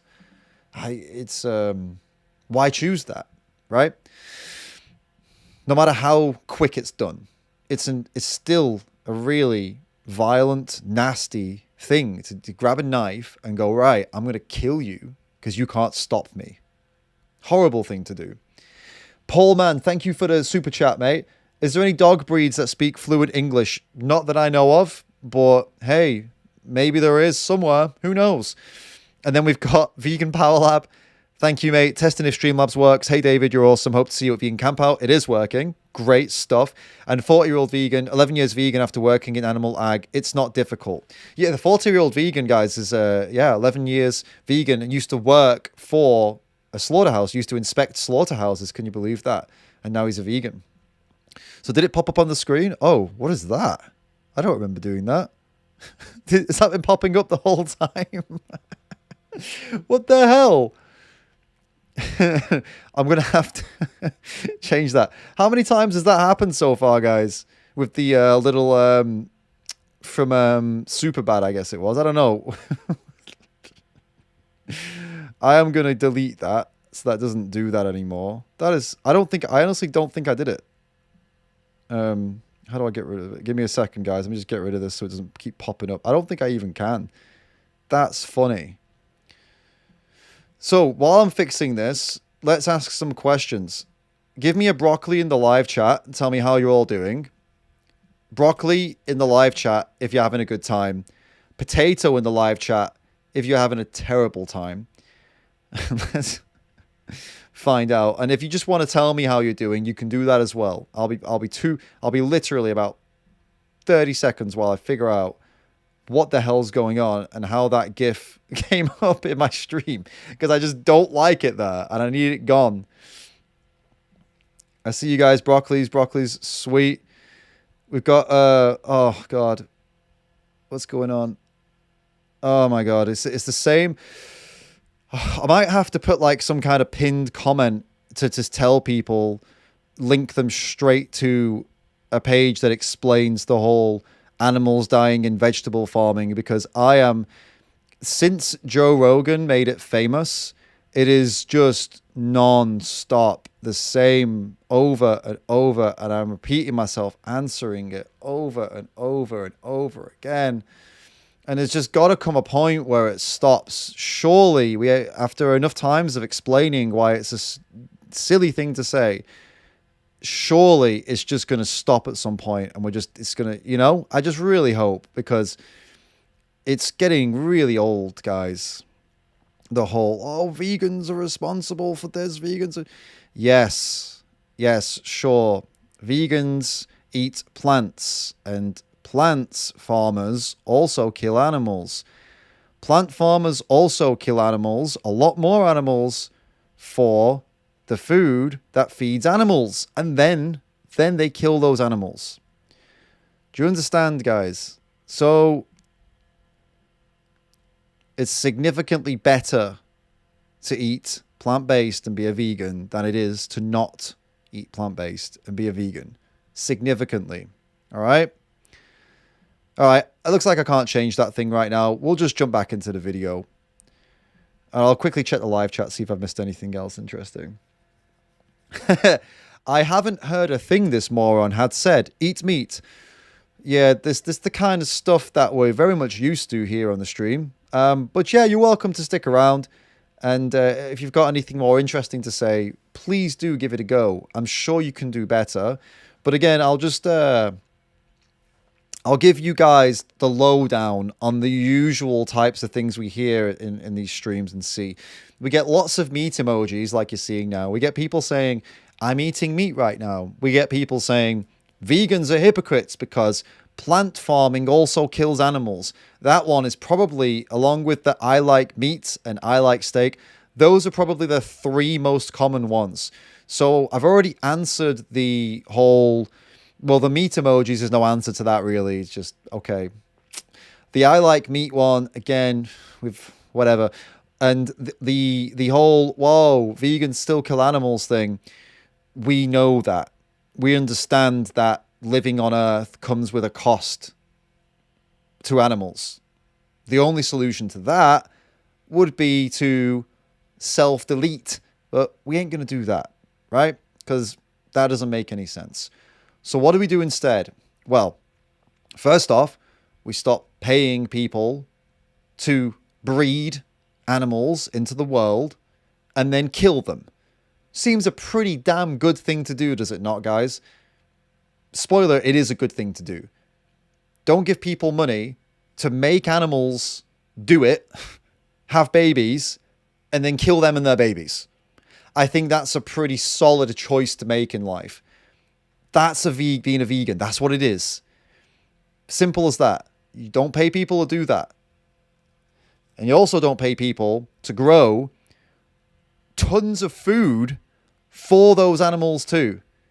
Because that's also a massive waste of food. And also, while they're making all of that food for those animals, that harms animals too.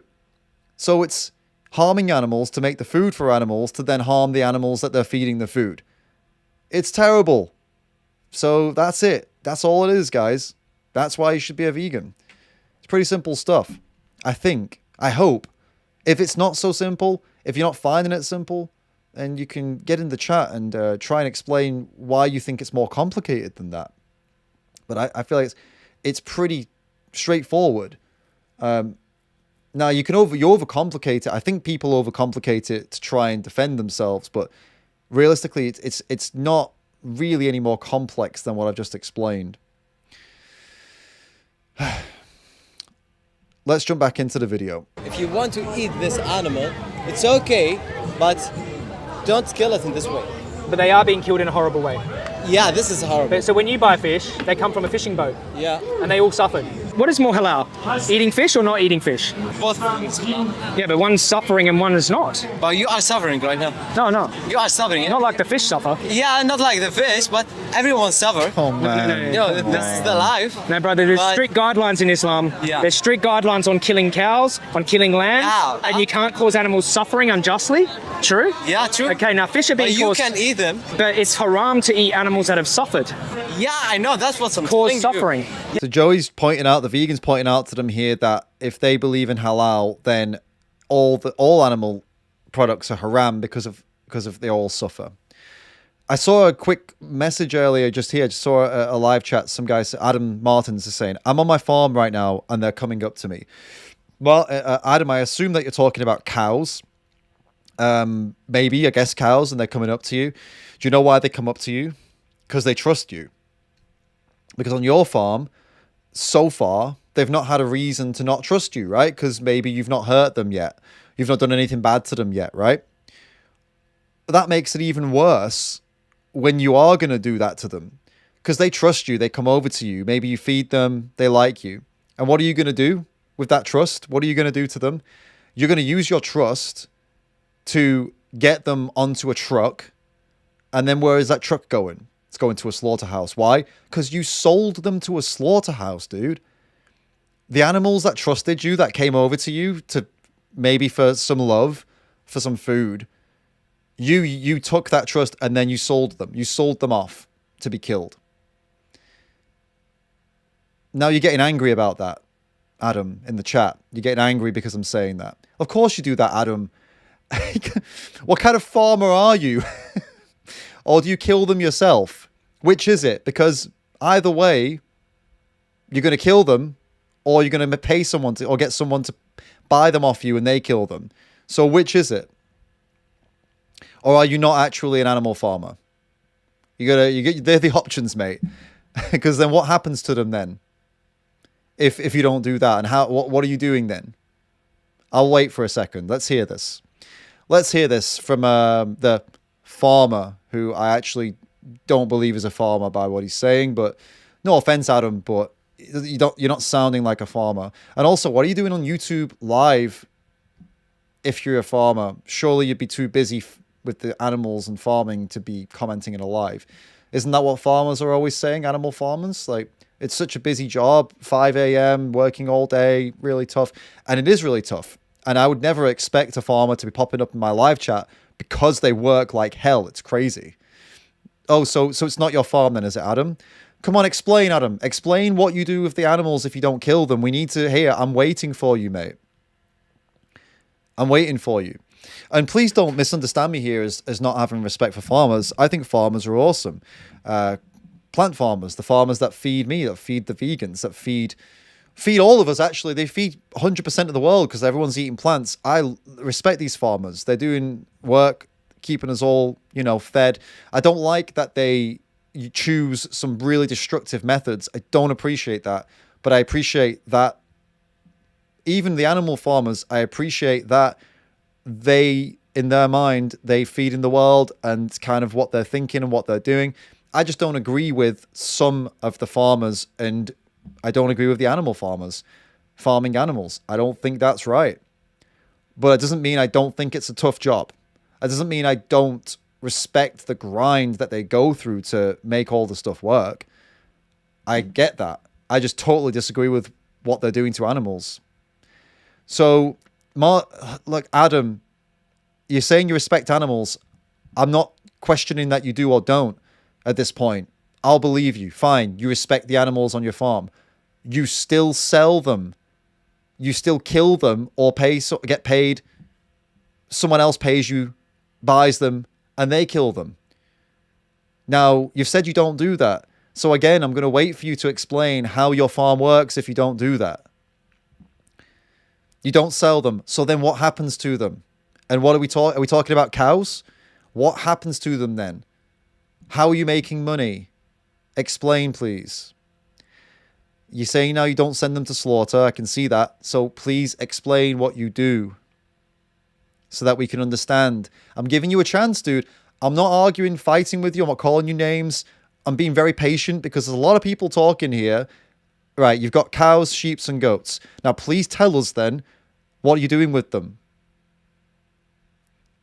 I'll give you 2 more chances to explain how you're not killing them or selling them. I have a guy come out and use the most humane way. So you are killing them. Yes, Adam? And what's that humane way? Explain, can you type in the comments what you pay a guy to do to your animals, please? I'll wait for you, Adam. Please explain what you pay somebody to do to your animals. Just put it like real descriptive so we can all understand what humane looks like. I'm giving you a chance, all right? We don't bleed them. I get that. Please, can you, step by step, just put it in the chat. What does this guy do to your animals that trust you and that you love and that you respect, please? We'll be patient. We'll give you a chance here. You're saying they don't suffer. Fine. Last chance, mate, because I'm being really patient here. We've got a chat here with like 100 people in here, right? I'm giving you a chance now to prove to us all that what you're doing to them is fine. So just explain what the guy does. Just explain what the guy does, man. I'm not going to attack you. I'm not going to call you names. I'm not going to ask people to come find you or anything like that. Nothing bad's going to happen. Please just tell us what you do or what you pay the guy to do. Just give descriptive, right? What does he use? What tools does he use? How does he keep them still? Right? Are you tying them up? Are you putting them in some kind of thing that holds them still? Does he bring a bolt gun? Does he bring a bolt gun and a knife so he bolts them and then slashes their throat? Or does he bring something to electrocute them in the head and then slash the throat? Give us just a step-by-step of what it is. That's all. That's all we want to know. I'll give you a little bit of time, man, to figure it out. And then just pop it in the live chat. We're all waiting.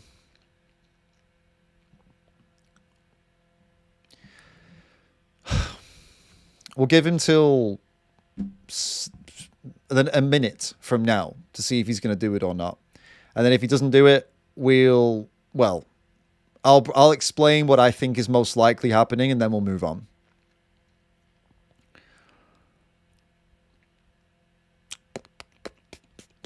I think we might be waiting a while, though. Wouldn't hold your breath here, guys. Here we go. Then he skins them. Oh, so it looks like YouTube deleted the other bloody comment that you made because it was too violent, most likely. Wow. So, Adam, we only got the second half of your comment because whatever you typed, YouTube removed. All we've got, Adam, is then he skins them. Because YouTube most likely just auto-removed your comment because of it being so violent, which probably tells us a lot. That is actually crazy, to be honest with you. I'll tell you what, Adam, since that you can't type, YouTube won't let you put what you did to those animals.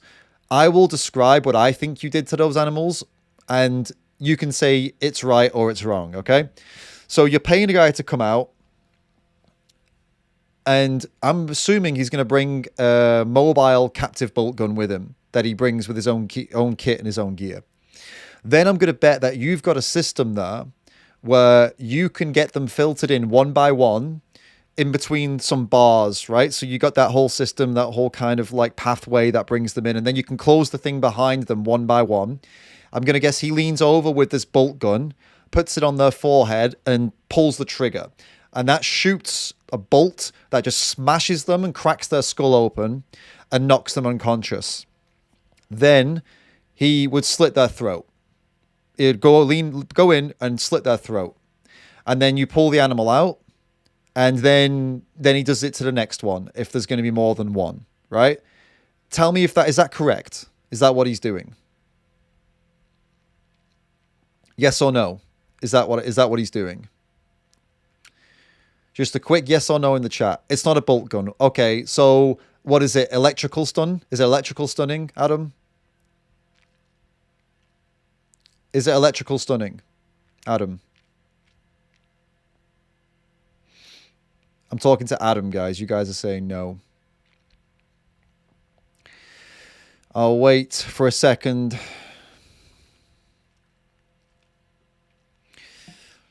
If it's electrical stunning, so what electrical stunning is, they take, an electric current is going through this kind of tongs that are kind of like this. They put them on around this area of the animal's head. It puts an electric current through them. Their whole body seizes up and they go like that, and then they're unconscious. That's what electric stunning is. Again, he's not saying anything. Adam, is that what he does? Yes or no? Does he bring some kind of mobile electric stunning system?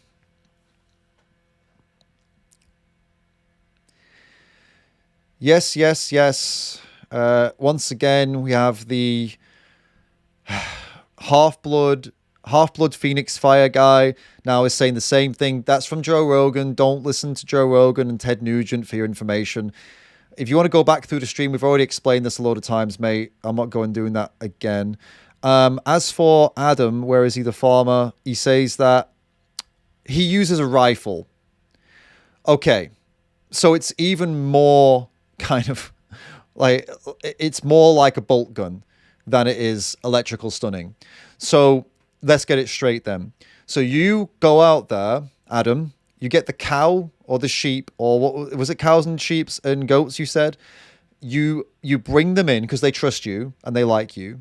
And then you get them into the chute, the big metal thing, so you can put them in there, close the door, and then you pay a guy. I don't know, why don't you do it yourself, by the way? Why'd you pay a guy to do this? Anyway, with a rifle, and he stands in front and shoots them in the face. Is that what it goes like, Adam? Is that about right? And then he slits their throats, and then he rips the skin off. And do you think I enjoy it? Adam says. Thank you, Adam. Now I'm starting to believe that you are a farmer because you're being honest. You're saying it's no fun. I know it's not bloody fun, mate. And you clearly, you have some respect for these animals, right? And that's why, and you like that they come over to you. And I guess in your world, you probably work with animals because you like animals, right? You're doing this, you like the animals, you enjoy working with them and you respect them. And it's not good to do this to them. You don't like it. Of course you don't like doing it to them. If you respect somebody, why would you enjoy seeing them get shot in the face? So then the question is, mate, as someone who's a good guy inside, as someone who's got empathy and you have compassion for animals and you care about them, why are you doing it to them, man? And you're saying here you feed the people. You can't feed people in any other way, dude. You have to pay people to shoot your animals in the face because you think that's the only way to feed people. Why are you putting yourself through this when you don't need to? Just we know what's happening to the animals is horrific, right? You agree with me. Shooting them in the face is horrible, right? Fine. What about what it's doing to you, mate? Why are you putting them through it and putting yourself through it?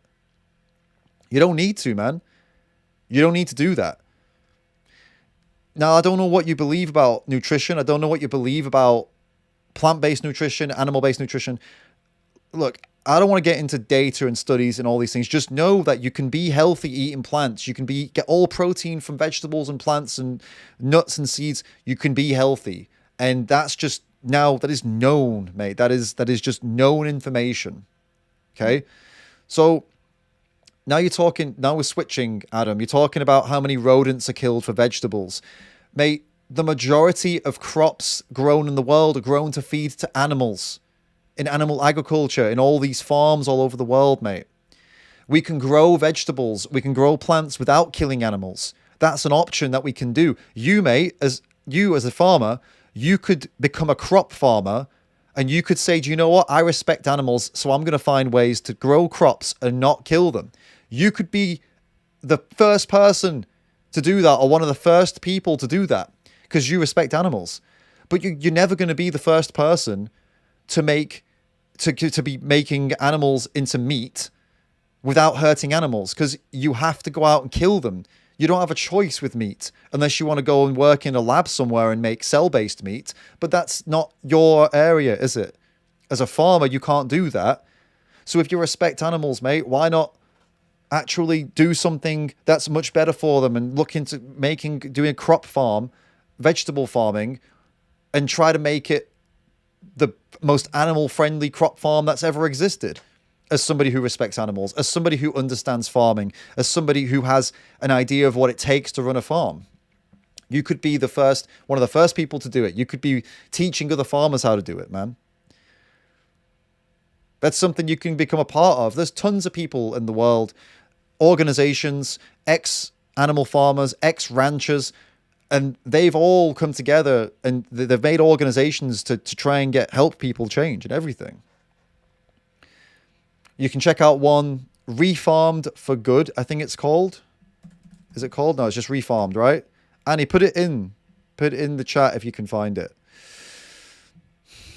One of the, in fact, Annie, if you know these websites about that help farmers transition, pop them in the live chat. Adam's now saying, I don't cry about it. No one's questioning your masculinity, mate. Sure, you're a very manly man. That's not what we're talking about here. But you have your feelings, and currently you're putting yourself through some horrible, horrible stuff and putting animals through some horrible stuff. For what, man? You don't need to hide that you feel bad about it. You don't need to hide that it bothers you. It's good that it bothers you. You'd be some kind of sick person if it didn't bother you. You know what I mean? No one's questioning that you're a strong man. You said it's not fun. Yeah, exactly. It's not fun. Yeah, of course it's not fun. Watching the animals that you love get shot in the face. I imagine that isn't fun. And yeah, it doesn't mean you cry. Fine. It doesn't matter. No one's questioning you. You're a manly man, sure. But it's okay. It's okay to think about this. And it's okay to not... Do you know what? Let's just move on. Guys resorted to calling me names now. Look, vegan or not, guys in the chat, was I reasonable this whole time? Or do you think that I deserve to be called names? I feel like I was reasonable this whole time. The guy just called me a jackass. At the end of the day, what can you do?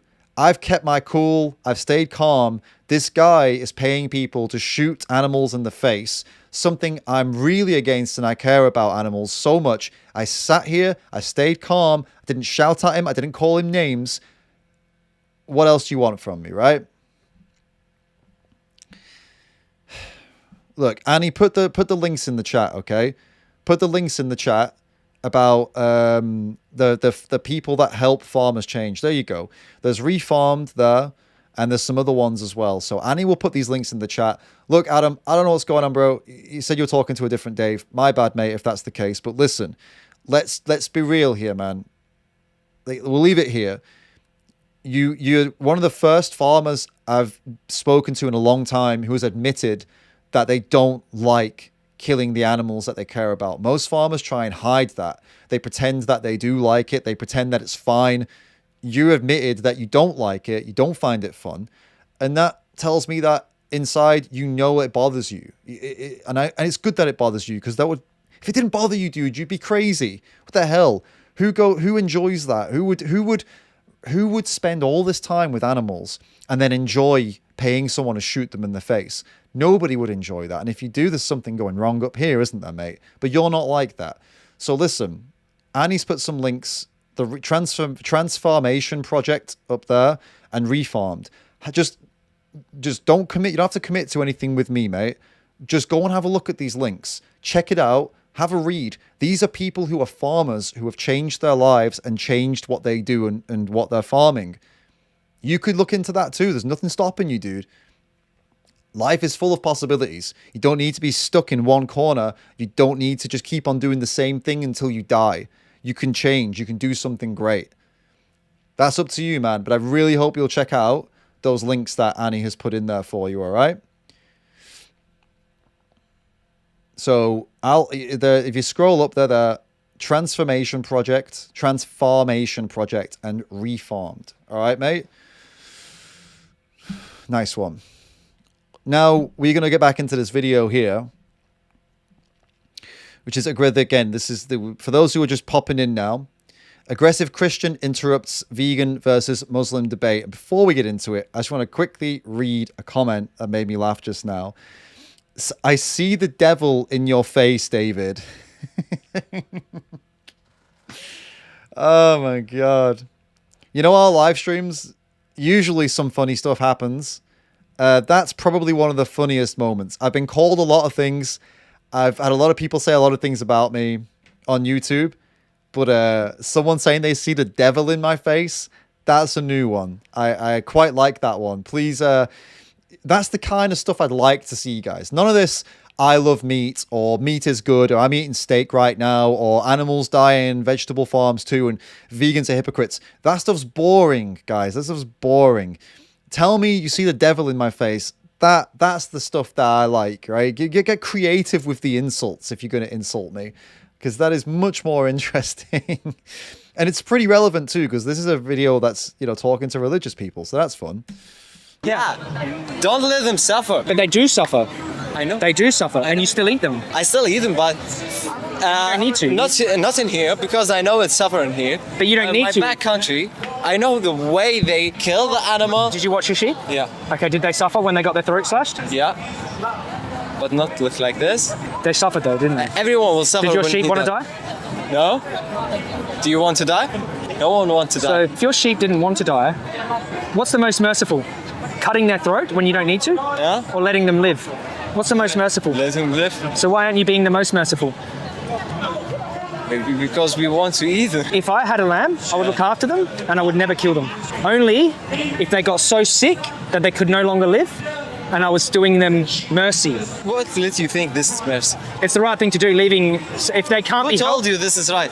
because it's mercy. How do you know this is mercy? Maybe the sheep don't want to die. No, they... If you are sick, do you want to die? If it's so bad that I cannot be saved, and all I'm going to do is suffer I would want you to... Yes. If you're suffering really, really, really badly and it's going to be prolonged for the next year and you know you're going to die, it's not merciful to help you die. Maybe you will... No, if you do know. No, brother. If you do know. I'm just saying if you do know. It's better to die then. No. You want to go through that? Yeah. Okay. Well then I wouldn't do it for you then. Yeah, you can make the decision because you have a brain. But you're not talking... My brother, what's your name? Abdullah. So Abdullah, You're talking about to eat them. Yeah. I'm talking about to help them. What you're doing is not helping them. And what are you doing? You're It's not criticizing helping. me to help them when I'm helping them. This is not helping. Yes, it is. Yeah, you killed her. No, You no. killed When your this dog, animal. so when your dog is really, really, really sick. So just these guys have done something, guys. Like they're getting frustrated. Joey, the vegan here, this is the vegan in the middle of the screen. He's putting them on the spot. He's asking them questions they don't like, right? And they don't feel good about it. They feel bad, like, oh, well, yeah, he's right.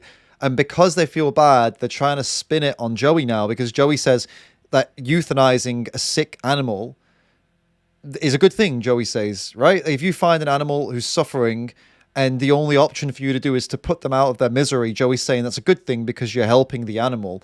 They're saying that Joey is just as much of a bad person as they are because he does that. Obviously doesn't make sense. Come on, meat eaters. You gotta admit, it doesn't make any sense, does it? That is it the same for someone to just murder somebody, a human in cold blood, as somebody who puts a human out of their misery?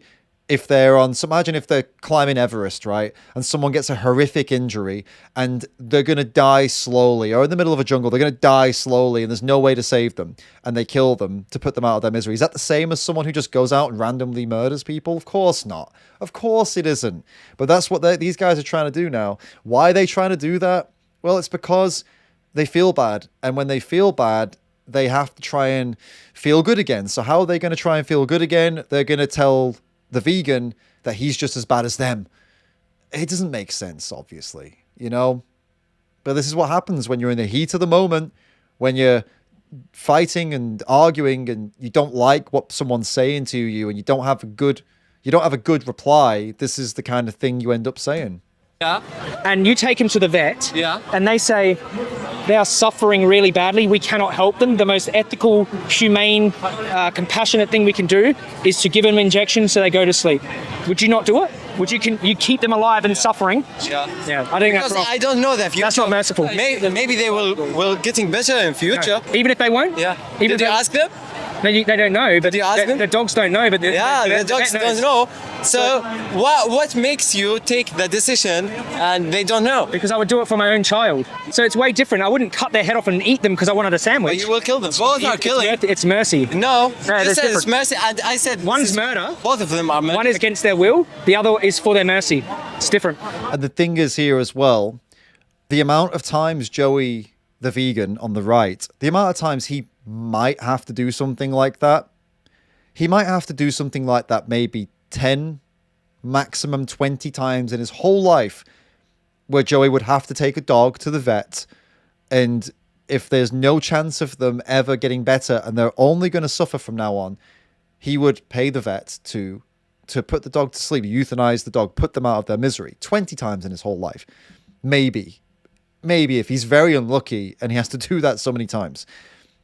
These guys are trying to compare that to what they do. They eat animals when they're at home every single day. We're talking thousands and thousands of animals that they're killing, and it's not to help the animals. It's just for their own taste, just so they can eat them. And now they're arguing with this. It is a very, very silly argument to have. This whole thing here is silly. What they're saying is incredibly silly, and they're sticking to it because they think they've got the vegan. They think they've got him. They've not got him at all. It doesn't make any sense at all. Anyone can see this. Whether you're a meat eater in the chat or you're a vegan in the chat, we can all agree that this doesn't make any sense. If you think it does make sense, I don't know what to tell you. You're wrong, guys. I'm sorry. It has to be that simple. If you think it makes sense, you could try and explain why, but wow. Every way is against their will. No, they not. didn't choose to die. No. Have you ever had a family member that's terminally ill? No. They want to die. I wouldn't even go It's this far horrible. with this. Every second of existence is horrible for them. I wouldn't have even answered them with this. I would have just said, guys, let's not talk. Let's not do this. You don't believe that. This doesn't make sense. Let's carry on talking about the animals and the farming and the meat companies. Because, again, how many animals is Joey going to take to the vets? How many dogs is it? Not he's probably never going to do it. He's a traveling activist, this vegan. He doesn't have animals in the home, so it's the pointless discussion, you know? There's no helping them. So the most merciful thing is to do what you do now and be a vegan. It's always halal, unless there's alcohol in some dessert that you can check. It's always halal. You don't have to go trusting some business that's making money off slaughtering animals, which I don't even know if that's haram. It's weird now because it's all factories and I don't know. Why aren't you a vegan? It's compatible with your religion. If you believe God is watching, you have a choice every day to be the most compassionate. Yeah, I know. And every time you don't make that, you know you're I ask God to be better than this, but I'm telling you, this is what's happened. How do you know God isn't speaking through me? Well, I told you, I get used to this. So it's hard to change. You can change because you do it here. You don't trust halal labels here. You already do it. So don't tell me you can't. Yeah, I can't do it for a month of 10 days, but not for all my life. Only you know the truth. Yeah. You saying it's too hard? I told you that. I don't believe you. You know inside your heart if you can do it. I think you can. I can do it for 10 years. How old are you? I'm 23. When I was 23, I had no education. I went vegan 3 years later at 26. I've been vegan ever since. I'm 36 now. If I can do it, you can do it. Are you educated? Yeah. You're educated? I was uneducated. So if I can be more merciful, why can't you? I'm not even a Muslim. My conscience guides me. That's wrong. Where's yours? God gave it to you. Use it. Bless you, brother. The whole. Some preaching there at the end. Some solid vegan preaching. Now, so guys, that was Joey Carbstrong. He's an animal rights activist and a vegan. He's got a very good channel. So get over there and subscribe. If you want to see more arguments like this, more street debates like this, it's quite interesting. A lot of Joey's videos are quite fiery, quite dramatic. So if you're interested in that, definitely get over there and watch some more. As you can see, Joey's very passionate. And as you see, this guy responded pretty well. I think in the end here, the guy that he was talking to, the meat eater, you know, whether he agreed or not, who knows if he agreed or not. We don't know if he agreed with Joey. But what we do know is that he stopped fighting and arguing. So maybe he listened. Maybe it went in. Maybe, just maybe, something changed for him that day. And I think that's a possibility. I think even, you know, you guys all here in the chat, I know that, you know, the likelihood, I don't know, it's probably a lot of you guys who are not vegan, you probably won't go vegan just bam, just from this live stream today, right? I don't think that's I mean, maybe if you did, I'd be really impressed, actually. Some of you have got that in you, let's be honest. Some of you have got it in you to just listen to what I'm saying, agree, which you probably do agree with most of what I'm saying, and just boom, and just go vegan. And if you've got it in you, if you're strong enough to do that, right? If you're bold enough to do that, you can just stand up and go, do you know what? I'm going to do it. You're a legend. You're amazing. But I know that some of you are going to be listening, paying attention, and it might take a little time for it to settle in, right? And to settle into your mind and for you to think about it. And look, if that's what you're doing, if you are thinking about it, that is awesome. Please think about it. Please keep considering what we're talking about today and consider what Joey was saying in the video we just watched, and think about the things that I've said and try and really go and look into more, watch more videos about this, go and read stuff about this, go to Joey Carbstrong's channel, the guy we just watched, go and talk to ChatGPT about it. Go and ask ChatGPT why veganism is a good thing, maybe, and if you've got questions that you don't want to ask here, go ask that. Like, ChatGPT is really good resource for information. You go and ask it about whether you think meat is good or not, ChatGPT, in terms of for animals, and is there a way to replace meat, things like that. I can answer all your questions here, but you know, sometimes you don't want to ask them here, so go look over there as well, do some Googling and stuff like that.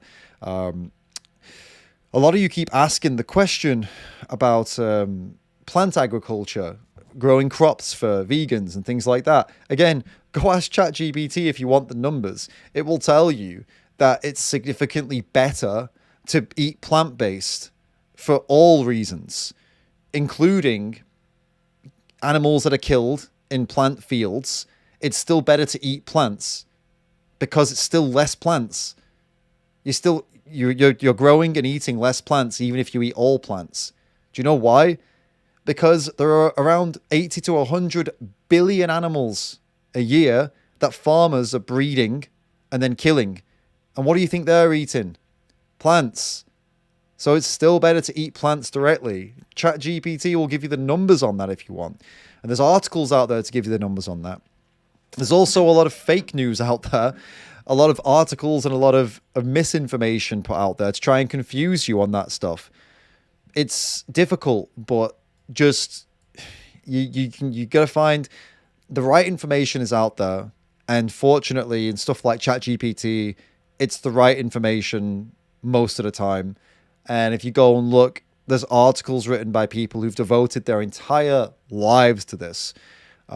There's papers and studies by people who've devoted their entire lives to this.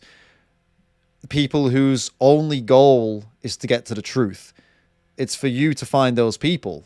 And those people are out there, and not to listen to people who are lying because they want you to buy their supplement or buy their product, support their meat sponsor, right? Like Joe Rogan, for example, sponsored by meat companies.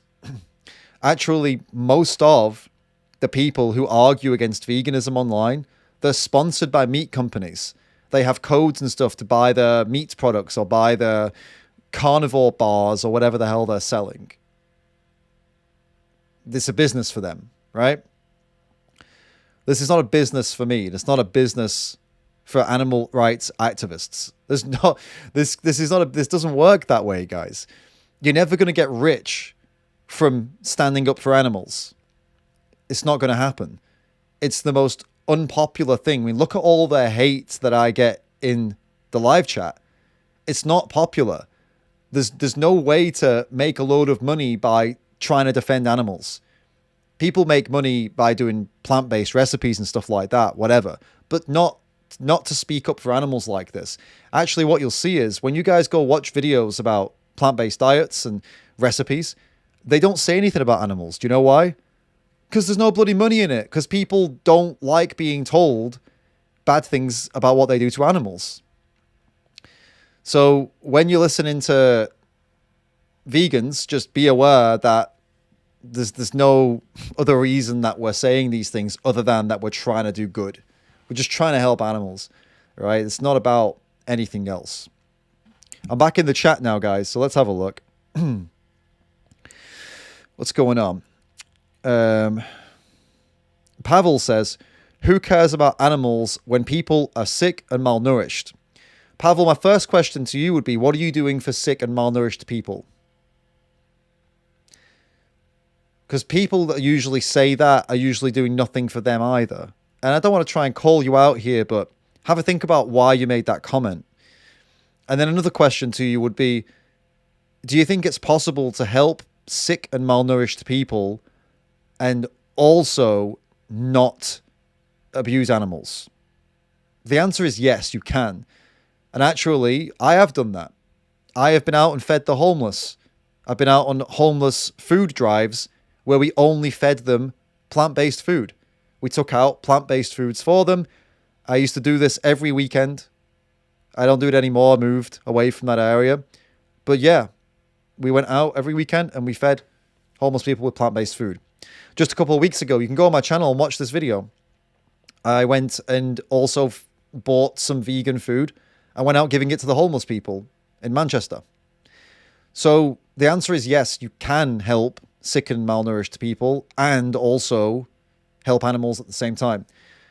And it's a lot easier actually to help animals, because all you need to do to help animals become a vegan is to stop paying people to do these things to animals. That means you just stop buying animal products. You don't have to do anything. But to help, you go to the same shops and stuff, right? It's not like you have to change much. That's what I mean by you don't have to do anything. It's not like you have to go and do something really difficult. But if you're going to try and help sick and malnourished humans, that's really hard. You've got to go out and actually physically take time off work and go to the streets and all this kind of stuff. It's a lot different, right? When it comes to animals, you've got to change what you buy at the shops. It's a lot different. Calder Van Voris says plant lives matter. I agree. It's a strong movement. John Johnson says, hey, David, where does it stop? Be a bit more specific, mate. I'll try and answer you. Cheers for the question. Sakagewia says, eat the bugs, but they have feelings too. Now, we don't eat the bugs. Vegans do not want to eat bugs. Let's make that clear right now. We are not with those people, all right? And if you ever meet a vegan who is with those people, just know, I would argue with them too, all right? We're not eating bugs. Our clothes, our houses, our everything is at the expense of the environment, John says. Yes, it is true. Your entire existence is at the expense of the environment around you, and there will always be a cost to the animals for you to live. Why not try and change that? Being a vegan is step one. You can do more than that, though, right? But at the bare minimum, be a vegan. It's a huge step. Kyle Kazar says, I'm curious, when we stop eating all and farming animals, what do you think will happen to the animals? They'll be cold. Well, Cal, it won't happen at once, right?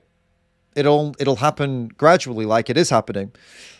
And the thing is, the people that do all these things to animals, that breed them and then kill them, and all the things they do to them, they don't do it for free. So as more and more people stop paying them, they will stop breeding them, and eventually there won't be them anymore. There won't be billions of them anymore. The only reason there are billions of them is because you're going to the shop and saying, hey, keep on making more animals. But if you stop doing that, there won't be billions of them anymore. There'll be a lot less, you see? Now, if everyone went vegan tomorrow, then yeah, there'd be billions of animals. And I don't know what would happen, but that's not going to happen. It's a dream world, isn't it? It's not the real world. Cheers for the question, mate. Appreciate it. Dutch Vandersloot says, because the rich are going to eat the bugs and veggies, right? Well, no, they're not.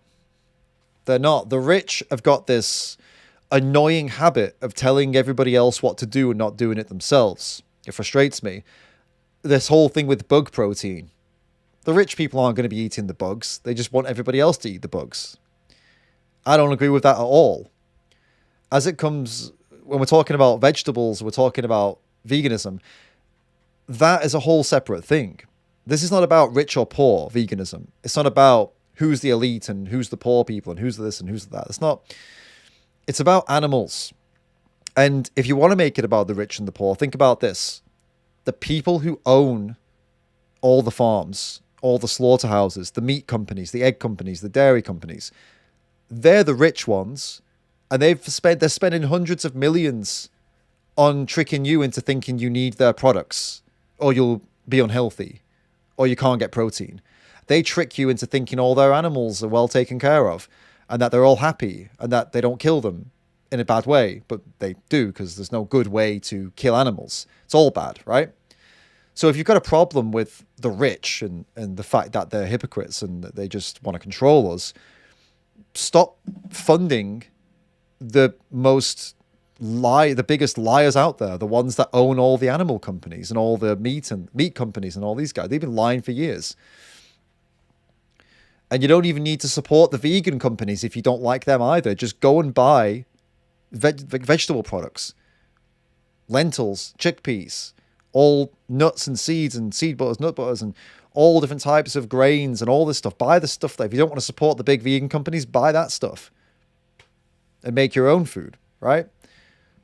But just keep it in mind, guys, that, you know, these big billionaire companies have been lying to you for a very long time. I don't think that you should stand up. I don't think you should stand for that. I think you should stand up against that. The rich tells people what to do. It's always been like that since the beginning of humans, Adolf says. I agree with you, mate. And people are lying right now. They're saying, oh, the rich people want everyone to be vegan. No, they don't. Go to the most expensive restaurants in the world. What is the food on the table? It's not bloody vegan food, is it? It's meat, it's eggs, it's cheese, it's some kind of exotic dead animal, right? That's what the most expensive elite restaurants have. If you go to any elite dinner, any kind of crazy event somewhere with all the richest people in the world, they're not eating vegan food, they're eating animals. So just keep it in mind, guys, that there's a lot of lies going out there about, people claiming that it's like, oh, it's a rich thing. Veganism is for the elites. It's a rich thing. It's just privileged. It's not. The most privileged people in the world eat the most animals. They're not vegans. No, Adolf, I'm not saying you're saying that, mate. I'm just explaining what some people get it wrong. You know what I mean? Some people just don't. Some people get it wrong. Not saying you got it wrong. I'm just explaining. Would you eat meat that was made in a lab, never on an animal? Stone Samurai says. Personally, I'm not that interested, to be honest with you, because I mean, I'm happy with what I'm eating, and maybe I might be curious, but I don't think it would become a part of my life.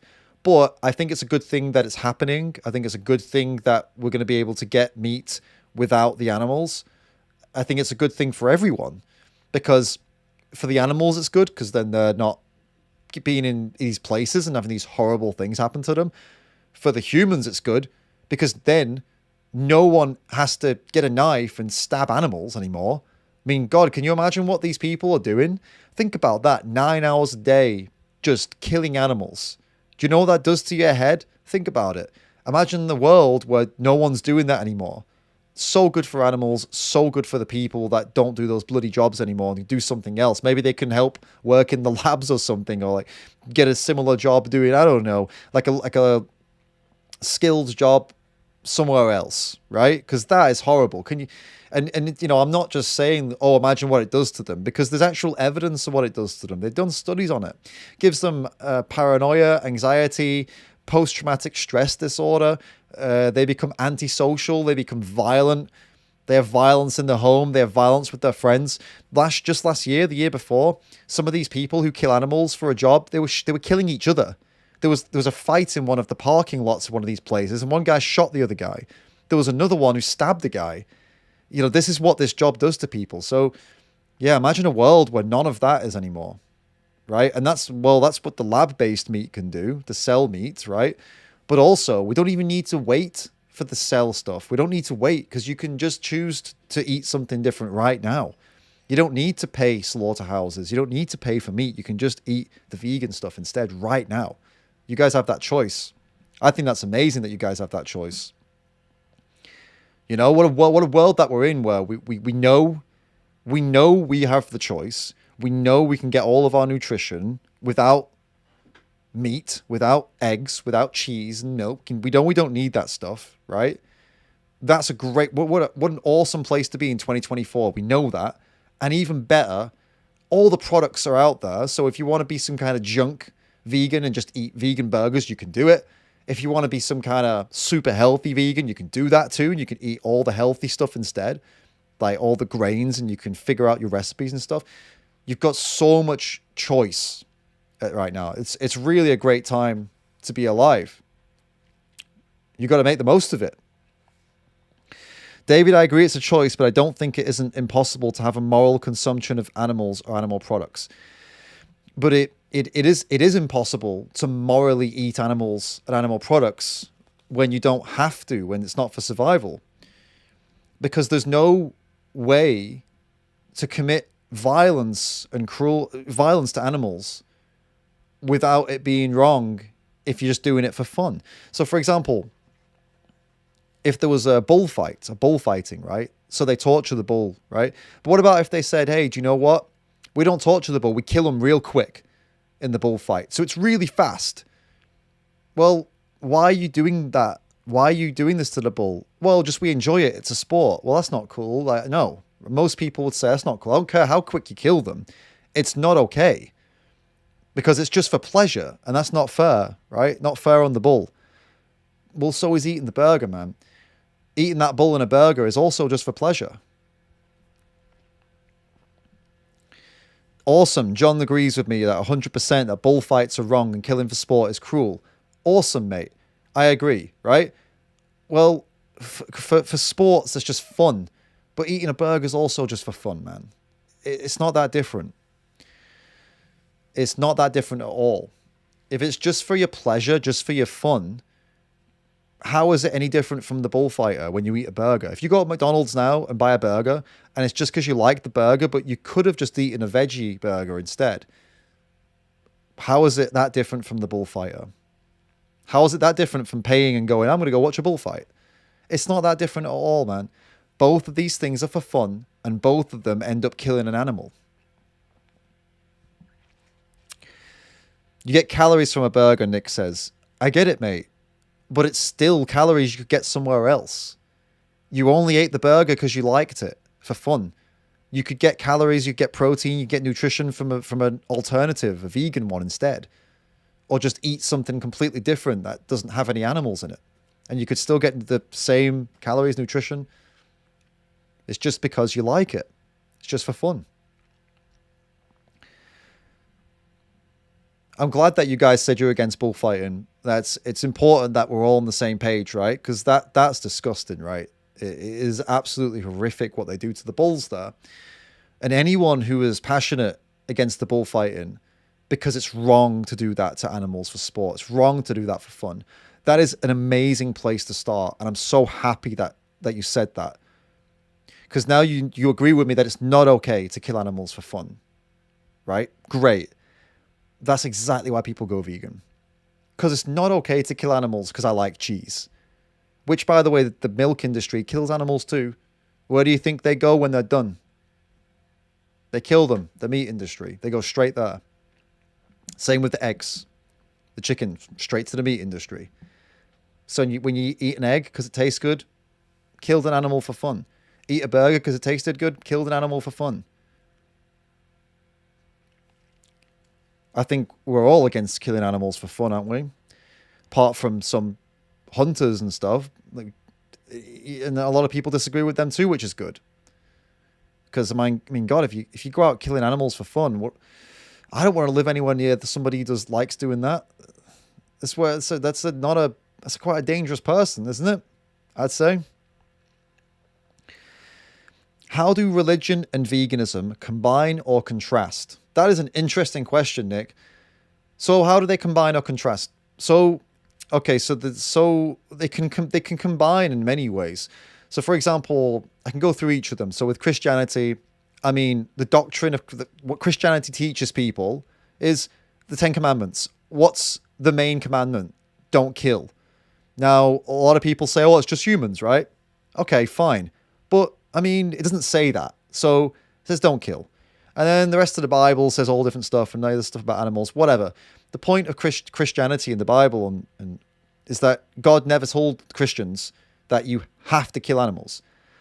Actually, there's more in there from Jesus who talks about being kind and actually even at one point convinces someone to rescue an animal in the Bible, or tells somebody that if it was the Sabbath, would you not still rescue this sheep? And so there's at the end of the day, Christians can absolutely be vegan. And there's many, many reasons for a Christian to be vegan. Why would you want to kill God's creations, abuse God's creations, right? So there's Christianity. With Islam, the reason that Islam has halal killing, which is just slicing the neck, is because when that was created as the way to kill, that was the best way of doing it when people thought that's what you needed to do to survive, right? And maybe you did need to do it to survive back then. Maybe they had no choice. Maybe that was the only way they could get nutrition when this was a thing. So the whole point of halal is to not be cruel. So now in 2024, the best way to not be cruel is to just not do it. So that's how actually Muslims could be vegan very easily, and it makes complete sense. Buddhism, obviously, Buddhists are supposed to be vegan, but a lot of them make excuses and they use sneaky tactics to try and get around it. So a lot of Buddhists will say, well, if you just give me meat, then technically I didn't ask for it, so it's okay. Very strange. Hindus also should be vegan. Hindus worship cows, but they support the dairy industry, which abuses cows. Doesn't make any sense at all. Judaism Again, they've got some really horrible festivals where they hurt animals, but there is a massive movement of vegetarian Jews, and they truly believe that the real Judaism is actually animal free. And they believe that the only reason that animals were hurt by Jews is because they wanted to fit in.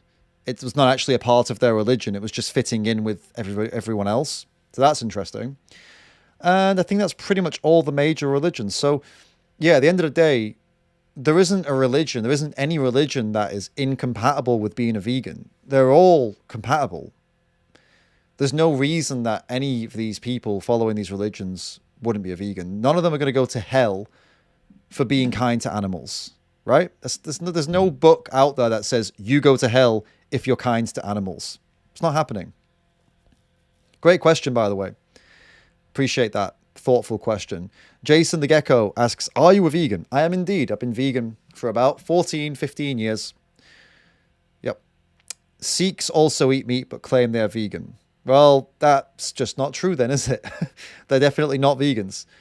There's also Jains who also claim that they're vegans, but they're not. They drink milk, so they're not vegans as well. They hurt animals like that way.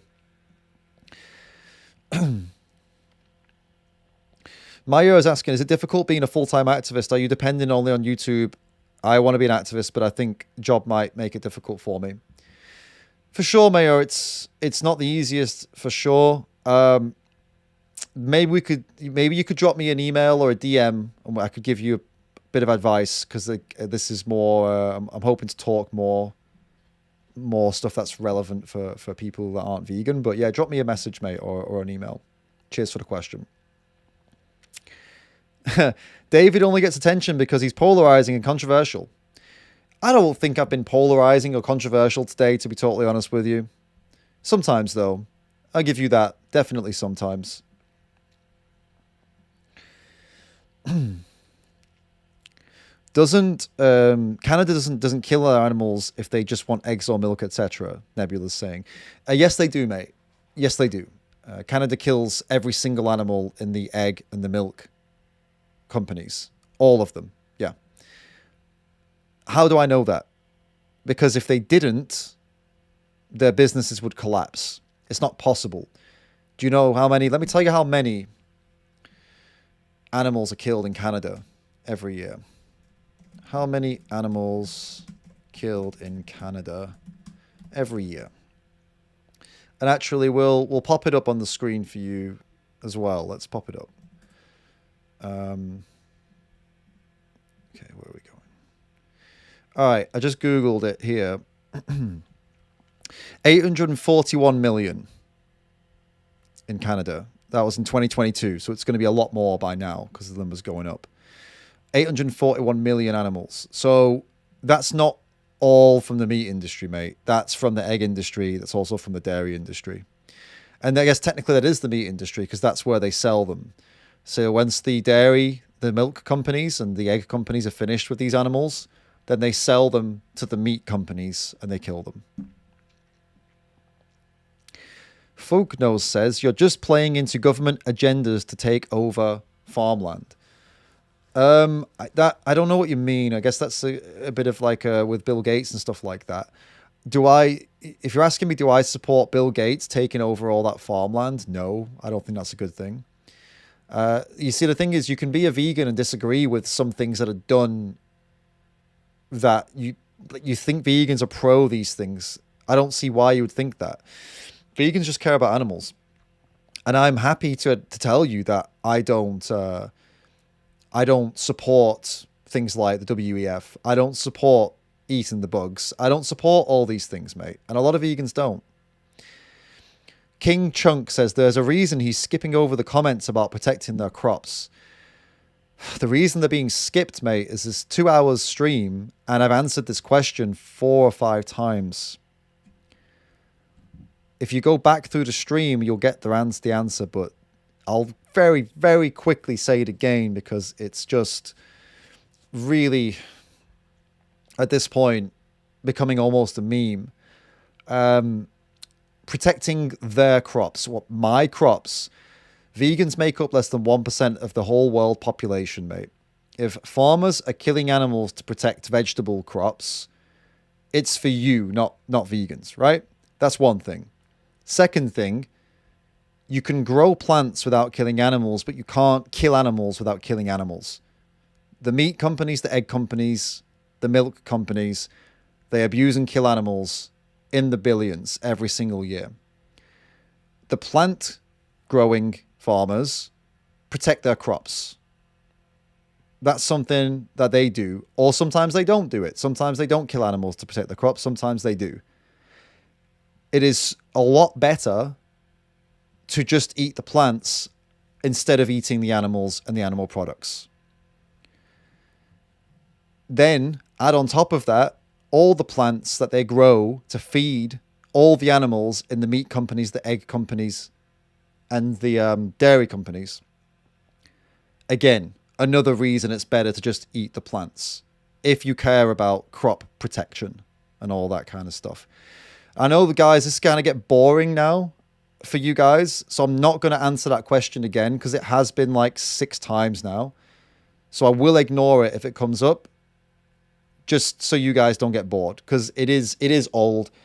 And it's, you know what's really sad about this whole vegans, crop protection, farmers killing animals for the vegetables, all this, it all came from one clip on Joe Rogan with Ted Nugent, where he just basically told a half truth that yes, these things happen on crop farms, and didn't mention that it happens the most for the crops grown to feed animals.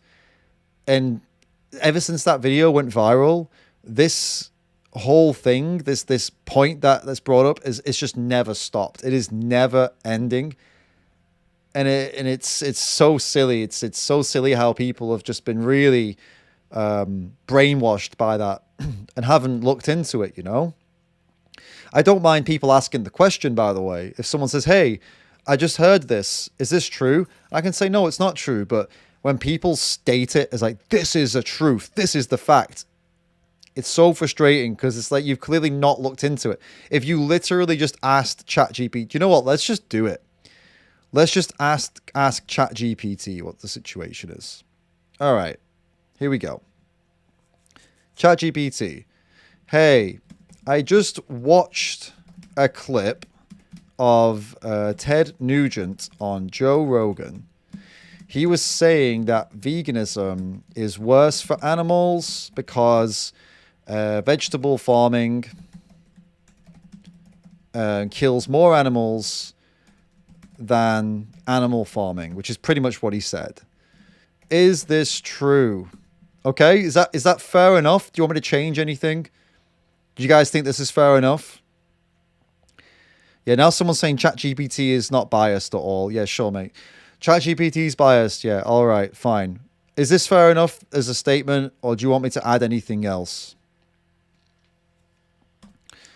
All right, we're just going to go for it. It's been a bit weird with me recently, though. Let's see. The claim that veganism is worse for animals because vegetable farming kills more animals than animal farming is a complex and debated topic. Here's a breakdown of things to consider. Animal deaths in farming. Plant farming, as we've already said, can result in the death of small animals because of the machinery and pest control. Okay. Animal farming is the intentional killing of animals. Additionally, raising the livestock involves growing large quantities of crops like corn and soy, which I've already told you guys. Scale and numbers. Number of animals killed per calorie per acre of food produced tends to be higher for animal farming when considering both the animals raised for food and the animals affected by feed crop cultivation. Studies suggested the total number of animals killed per calorie of animal product is significantly higher than the number of animals killed per calorie of plant product. Land use, environmental impact. Livestock farming requires more land, water, and other resources compared to plant farming. Deforestation for pasture and feed crop land can result in the loss of biodiversity and the deaths of many animals. Veganism is often adopted based on ethical considerations about reducing harm. Plant farming is not free of harm. The intent is to minimize direct killing. Improvements in agricultural practices, such as organic farming, reduced tillage, and integrated pest management can reduce the impact of plant farming on wildlife. I already said that earlier. There are ways to grow plants without hurting animals. A study published in the journal Nature found that a shift toward plant-based diets could reduce food-related emissions and the land needed for agriculture, benefiting wildlife and ecosystems overall. Another study in the journal Elementa highlighted that the per capita animal death toll associated with various dietary patterns is highest for diets high in animal products and lowest for vegan diets. Now, yeah, sure, you can all go and say, this is biased, and this is this, or this is that. But at the end of the day, the data that's available on it, that has actually been done properly, it shows the same. And you can ask it, like, where is this information coming from? Show your sources. Let's see where it got it.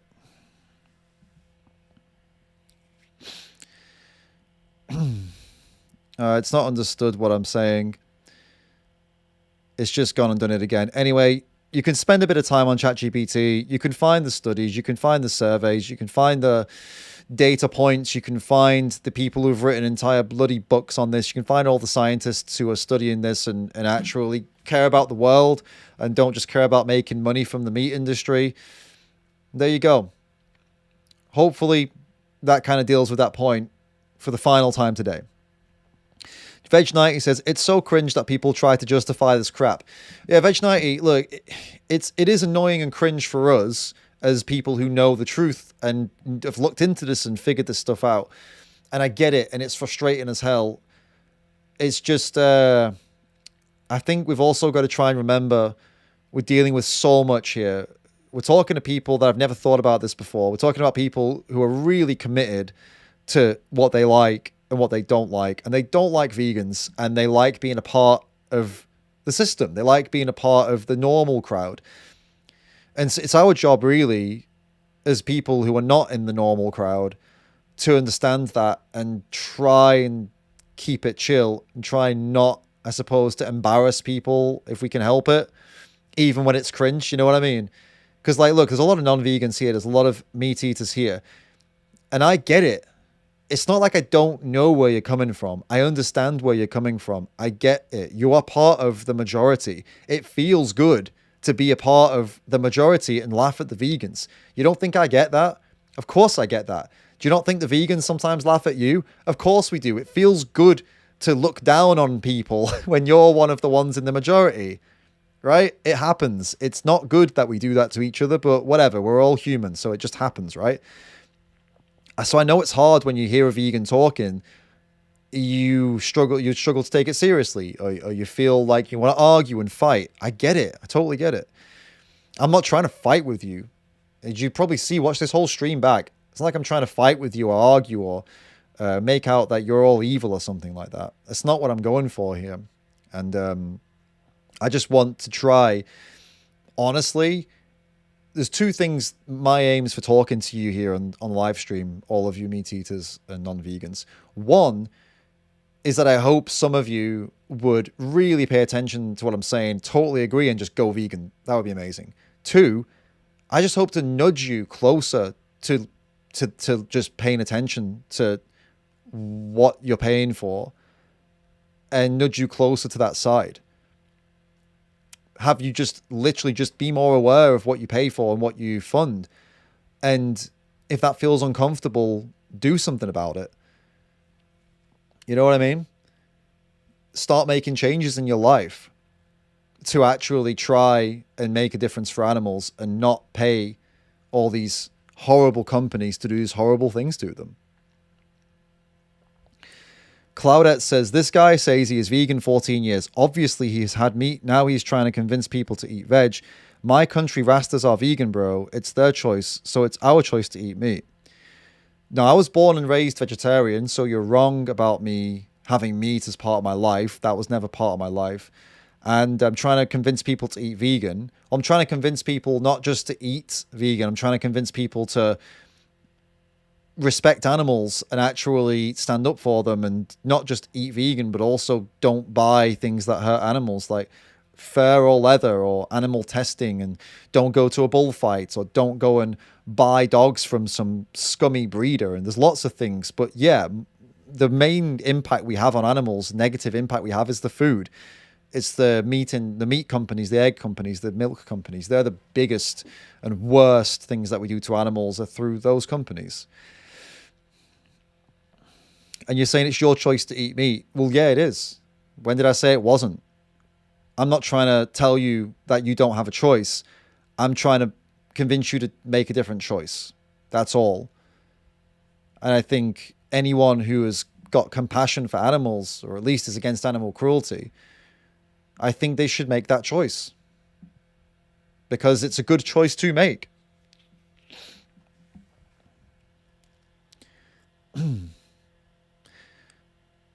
What else we got here? Anything more interesting from you guys?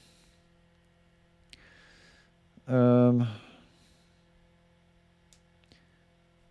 right.